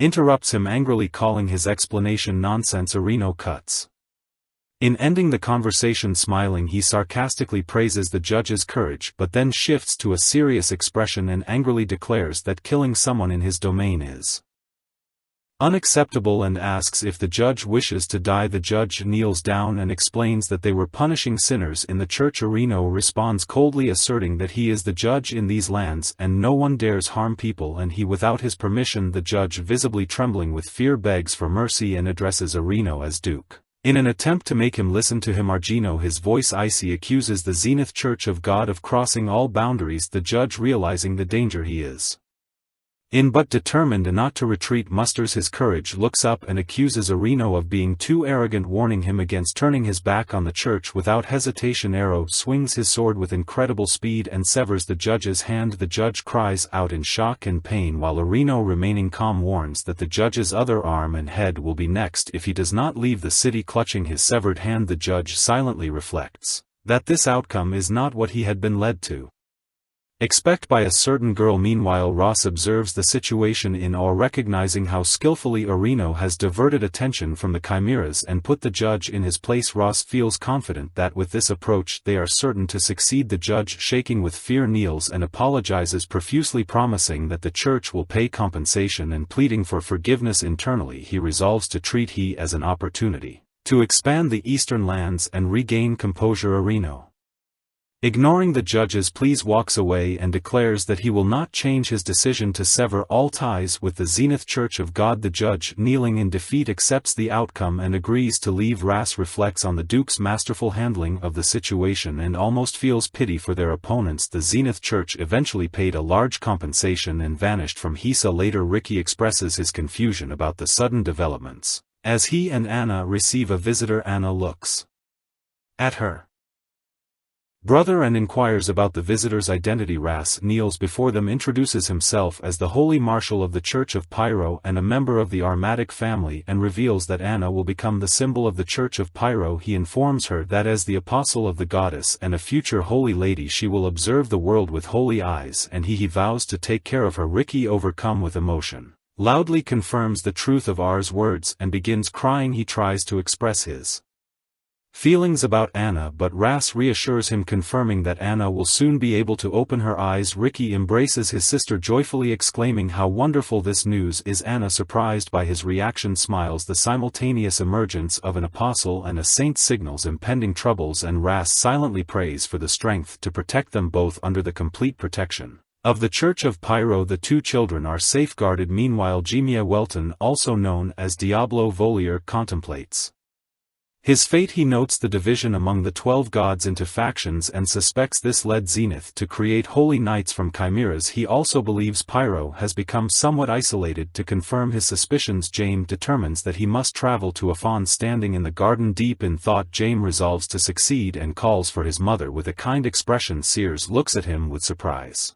as she notices his unusual demeanor. Jimia approaches Sears and calls her mom again. She is surprised by this and asks what has happened to him. He tells her that he enjoys drinking tea with her and Sarah, his sister, responds that they enjoy it too. Sears remarks that he usually finds such things boring. Jimia, surprised, admits that this has never happened before and wonders if she has guessed something. Sears asks if he truly needs something from her. Jimia thinks he will need to try harder next time, but replies that he is simply in a good mood. Sears assures him that he can say whatever he wants and she will listen. Jamie, taken aback, hesitates before saying that he would like to visit her homeland, the city of Afon. Sears questions his sudden interest in the city. Jamie replies that he has heard of a mountain with huge water bubbles. Internally he cringes at having to make up such an excuse. Sears, surprised, finds his behavior amusing and teases him, saying that if he doesn't really want it they can postpone the trip. Jamie, embarrassed, quickly interrupts and insists, even going so far as to tell her that he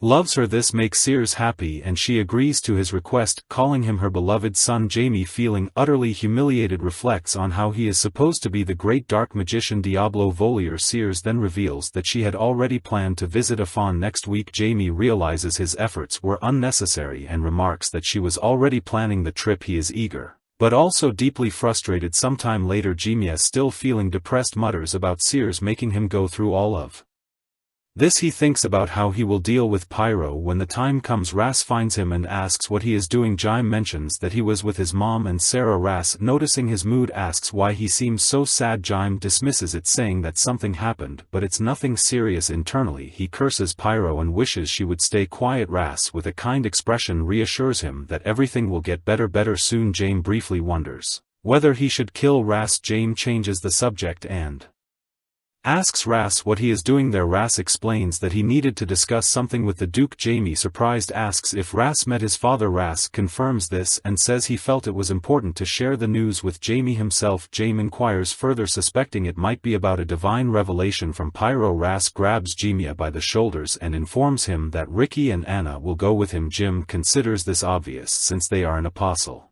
and a saint. Ras adds that goodbyes are not forever, and that Ricky and Anna will never forget Jamie. Ras expresses hope that when they meet again as adults it will be a meaningful reunion. Jamie, growing angry, demands to know what Ras is implying. Unexpectedly, Ras hugs him. Jamie is taken by surprise and feels confused. Ras assures him that their friendship will not end and encourages him not to be sad because this is not the end. Ras leaves, promising that they will meet often. Jim waves goodbye, but thinks that Pyro should keep her followers under control. Sometime later, Argino admits that he does not understand what his father-in-law is planning. He wonders if they should bring Ja to them. Sears remarks that not even her late mother could have managed such a situation. Arino questions if the father-in-law simply wants to see Jamie and mentions their departure tomorrow, asking if everything is ready. Sears reassures him, asking what could possibly go wrong. She rests her head on his shoulder and reminds him that they will be accompanied by the Best Knightly Order of the Earl of Welton. Arino expresses his confidence in the order but adds that he still has concerns. Sears cuts him off, confidently asserting that no one would dare to threaten them, especially since her husband is the Earl himself. Arino laughs and the two sit together peacefully. Sears then mentions that Ras will also be with them and shares how surprised she was to learn he is a holy marshal, a position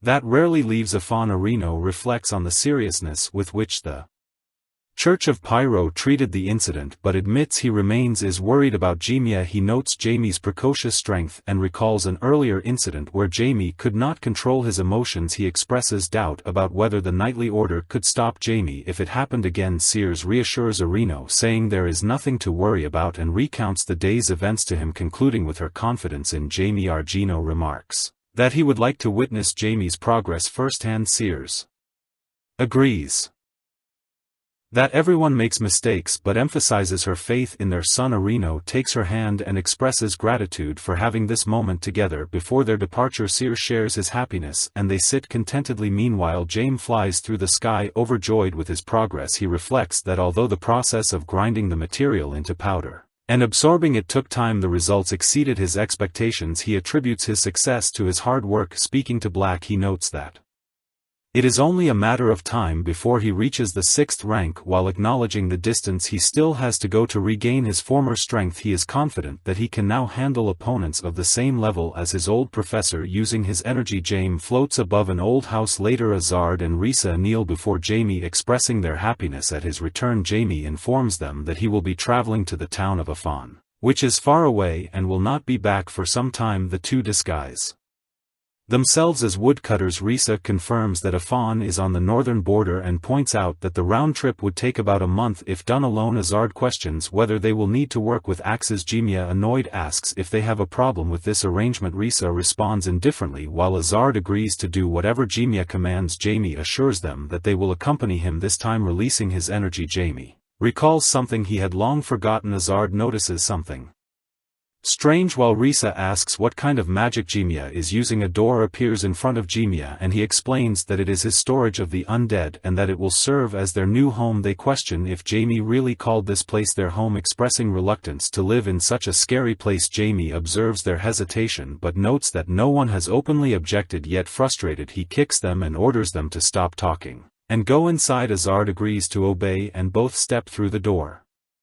Surrounded by dark fog, Jamie reflects on how entertaining their clear expressions of emotion are, deciding they could become very useful with proper training. Sometime later, Azard emerges and admits that although he hadn't expected much from what Jimia called a vault, the place turned out to be better than anticipated. He notes that it is far more spacious than he had imagined. Risa comments that while inside it felt like something was filling them from within. Jamie explains that the energy they felt is primary power, as the space is created entirely from his energy. He adds that undead who rebel against the gods absorb this power and grow stronger because of it. Risa expresses concern, asking if maintaining such a place is too difficult for Jamie. Jamie questions if Raza is worried, prompting Raza to bow and apologize for doubting him. Jamie assures him it is not a burden or he would not have shown it to them. Ard then asks If Jaime could make them stronger, immediately adding that while the space is impressive it is filled with bones. Risa quickly understands his point and silences him before he can finish. Jaime, angered by their comments, declares they deserve to die. Later Jaime feels a strange sensation and sees Argino holding him off the ground. He wonders why his father is treating him like a toy. Reno tells Jaime that he must protect his mother, sister and friend, asking if they can rely on him. Jaime, feeling dejected, agrees. Reno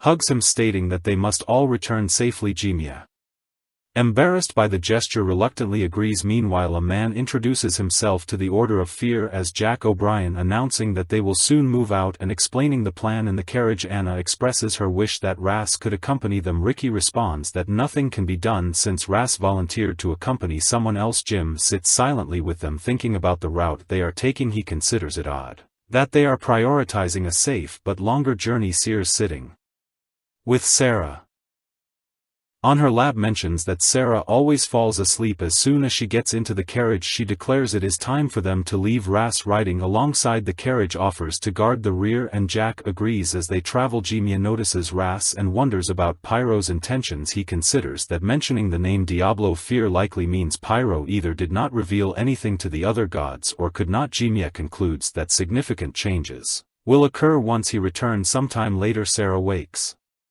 up and starts moving around. Ricky greets her and leans closer, introducing himself as Ricky and confirming she is Sarah. Startled, Sarah begins to cry, which raises Ja's suspicions. Jaime confronts Ricky, asking what he is doing. Ricky, trying to diffuse the tension, calmly tells Jaime to relax. 2 days later, members of the Welton family sleep sitting next to each other in the carriage. Ricky sits nearby, gazing out the window. He notices his older brother galloping beside them and remarks that the others seem to be tired. Suddenly Jaime wakes up and asks how long he has been asleep. Ricky replies that he has slept for about 2 hours, adding that he slept very soundly. Raz, riding alongside, comments that sitting in a carriage must be terribly boring and offers to share an interesting story about the local Mayat Tray Mountains. He further mentions that there is a legend about the Mayat Tray Mountains here. However, Jaime expresses that it doesn't sound very exciting. On the other hand, Ricky encourages Raz to tell the story anyway. Jaime frowns, realizing that he had expected that these two would like such stories. Ricky then adds that Anna, who is still asleep, enjoys such tales as well. Raz then comes up with an idea, telling Ricky to listen closely so he can tell the story to Anna later. Raz then begins by recounting a legend about the Mayat Tray Mountains. He explains that a long time ago, when dragons roamed the skies and elves walked the forests, the mountains were originally one single rock. He continues by mentioning that on a peaceful day 2 dragons appeared here. Hearing about the dragons, Jaime's interest increases significantly. These dragons included an evil black dragon and a benevolent blue dragon named Mary. Moreover, there was a woman who lived here. Mary used to love this woman magician a lot, but their love was doomed. Turns out that the humans and dragons were not allowed to be together by any means. As a result, the dragons, who could stand to see this, decides to send the black dragon to find this magician woman and kill her. During their fierce battle, the rock split and a stormy stream rushed through the valley. The evil black dragon was eventually expelled, but the woman magician also lost her life. Overwhelmed by grief, Mayatra retreated into the mountains, where legends say he remains to this day. Thereafter, Anna, who has woken up during the story, remarks that the story was very sad. She further points out how it is said that the frequent rainstorms started taking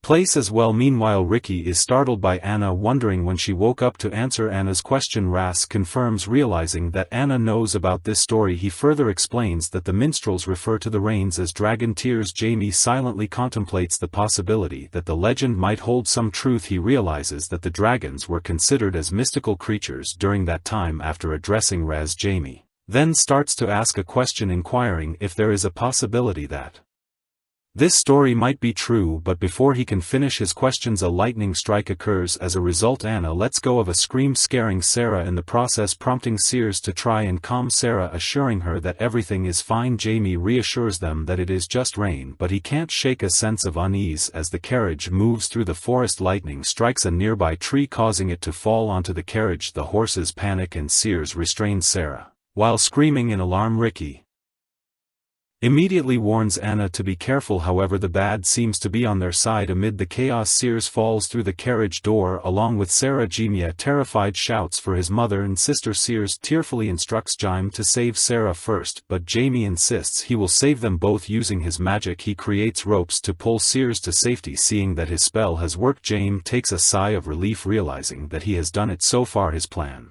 seems to work, but his grip slips and he begins to fall. Sears calls out to him in panic, but Jaime assures her that he has flight magic. However, this only gives Jaime a moment of relief. To his horror, he realizes that he can't use flight magic. He recognizes the phenomenon as burn mana, a high-level spell that completely nullifies magic in a given area. As he falls, a woman's voice addresses him, asking who he is. Furthermore, the woman questions Jimia if he is a dragon. At the same time, Jimia is startled, wondering if she has really said dragon.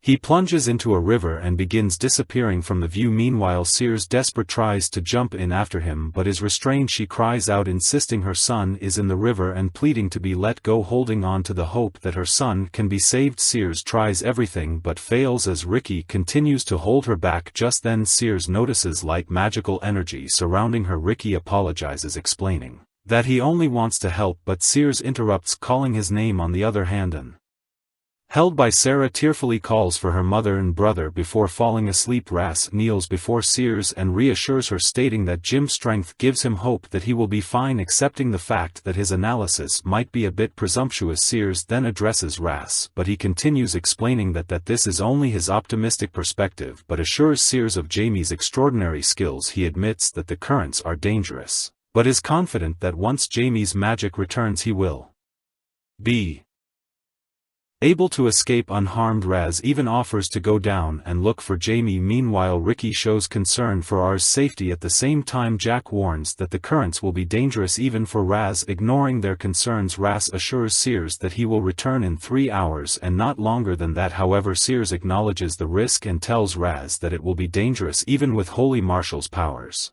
Even after knowing all this, Sears' concern for his son's safety sees no limits as she requests Raz to find her son and bring him back. While stretching her hand toward him, Ras then continued to get the blessings of Sears by kissing her hand, assuring her that he will return with Jimia later. In a cave, Jaime regains consciousness and realizes he is suspended by magical chains. Confused, he wonders where he is, what has happened, and who is responsible for all this. Just then a woman's voice interrupts his thoughts, noting that he is finally awake. She stands before him and asks if he is a dragon. Jimia asks if he looks like a dragon. The girl replies that he really doesn't, but as soon as she sees him she realizes he isn't far removed from dragons, though that doesn't necessarily mean anything. Jia senses a strange hostility from her. She comments on how unusual it is for someone like him to have such potential, adding that the shape of his mana and the way he uses it strongly resembles dragons. Jim wonders if the breath of his body is similar to that of a dragon. The girl continues, remarking that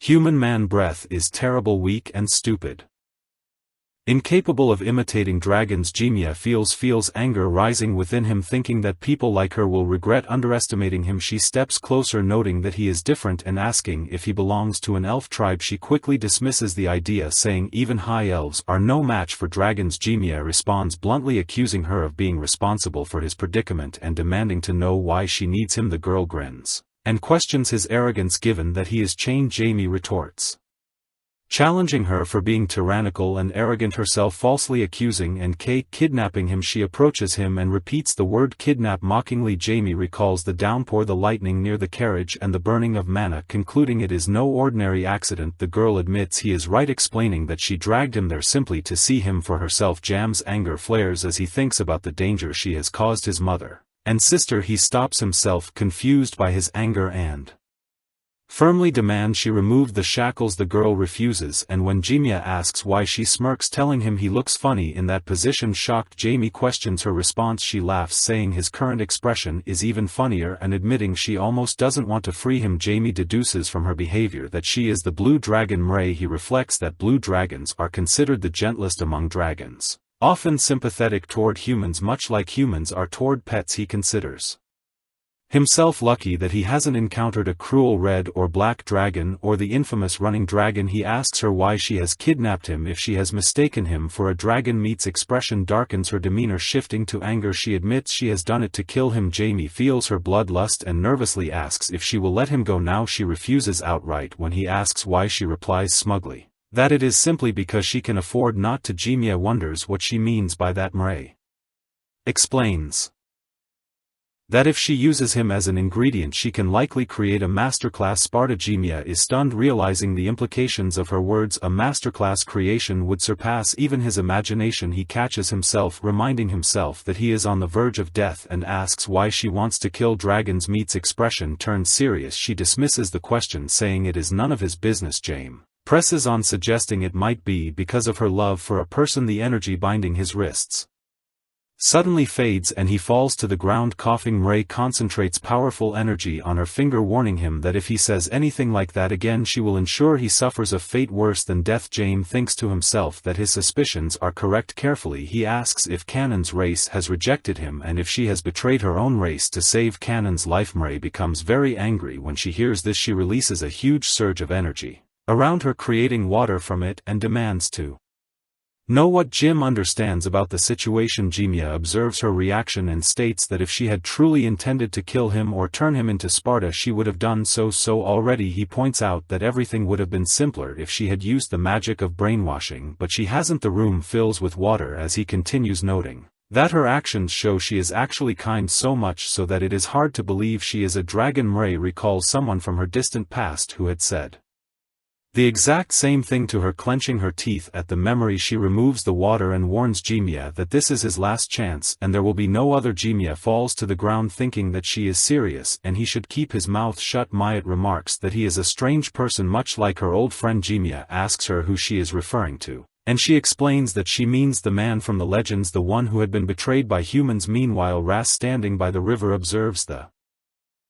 continuous rain and wonders sadly where Jimia might be. Mireille continues her story, explaining that this has happened 700 years ago and that the man's name was Kanan. He had been a dark wizard. James expresses his surprise, repeating that Kanan had been a dark wizard. Myatt acknowledges that it seems strange for a being of holy magic like a dragon to fall in love with someone like that. Jimia agrees it is a little unusual, but internally marvels at how extraordinary the story is. Mireille elaborates, explaining that Kanan had turned to dark magic to uncover the truths of the world. Despite being human, he was a virtuoso sorcerer who managed to reach the 9th rank. James is astonished and reiterates that no one had achieved such a rank over millennia. Mayatra ignores his interruption and continues her story. She explains that Kanan had begun his search for answers long before meeting her. She had joined him and together they overcame many obstacles and fell in love. Their happiness lasted until the Dragon Lord issued an order to destroy Kanan, labeling him as evil. The dragons obeyed and began their pursuit. She describes how she and Kanan escaped. Although their powers were not unlimited, Kanan eventually told her to leave, saying there was a place even the dragons couldn't reach. He assured her not to worry about him and that he wouldn't die no matter what they did to him. Myatt reveals that he took refuge in a ruin with strong magical restrictions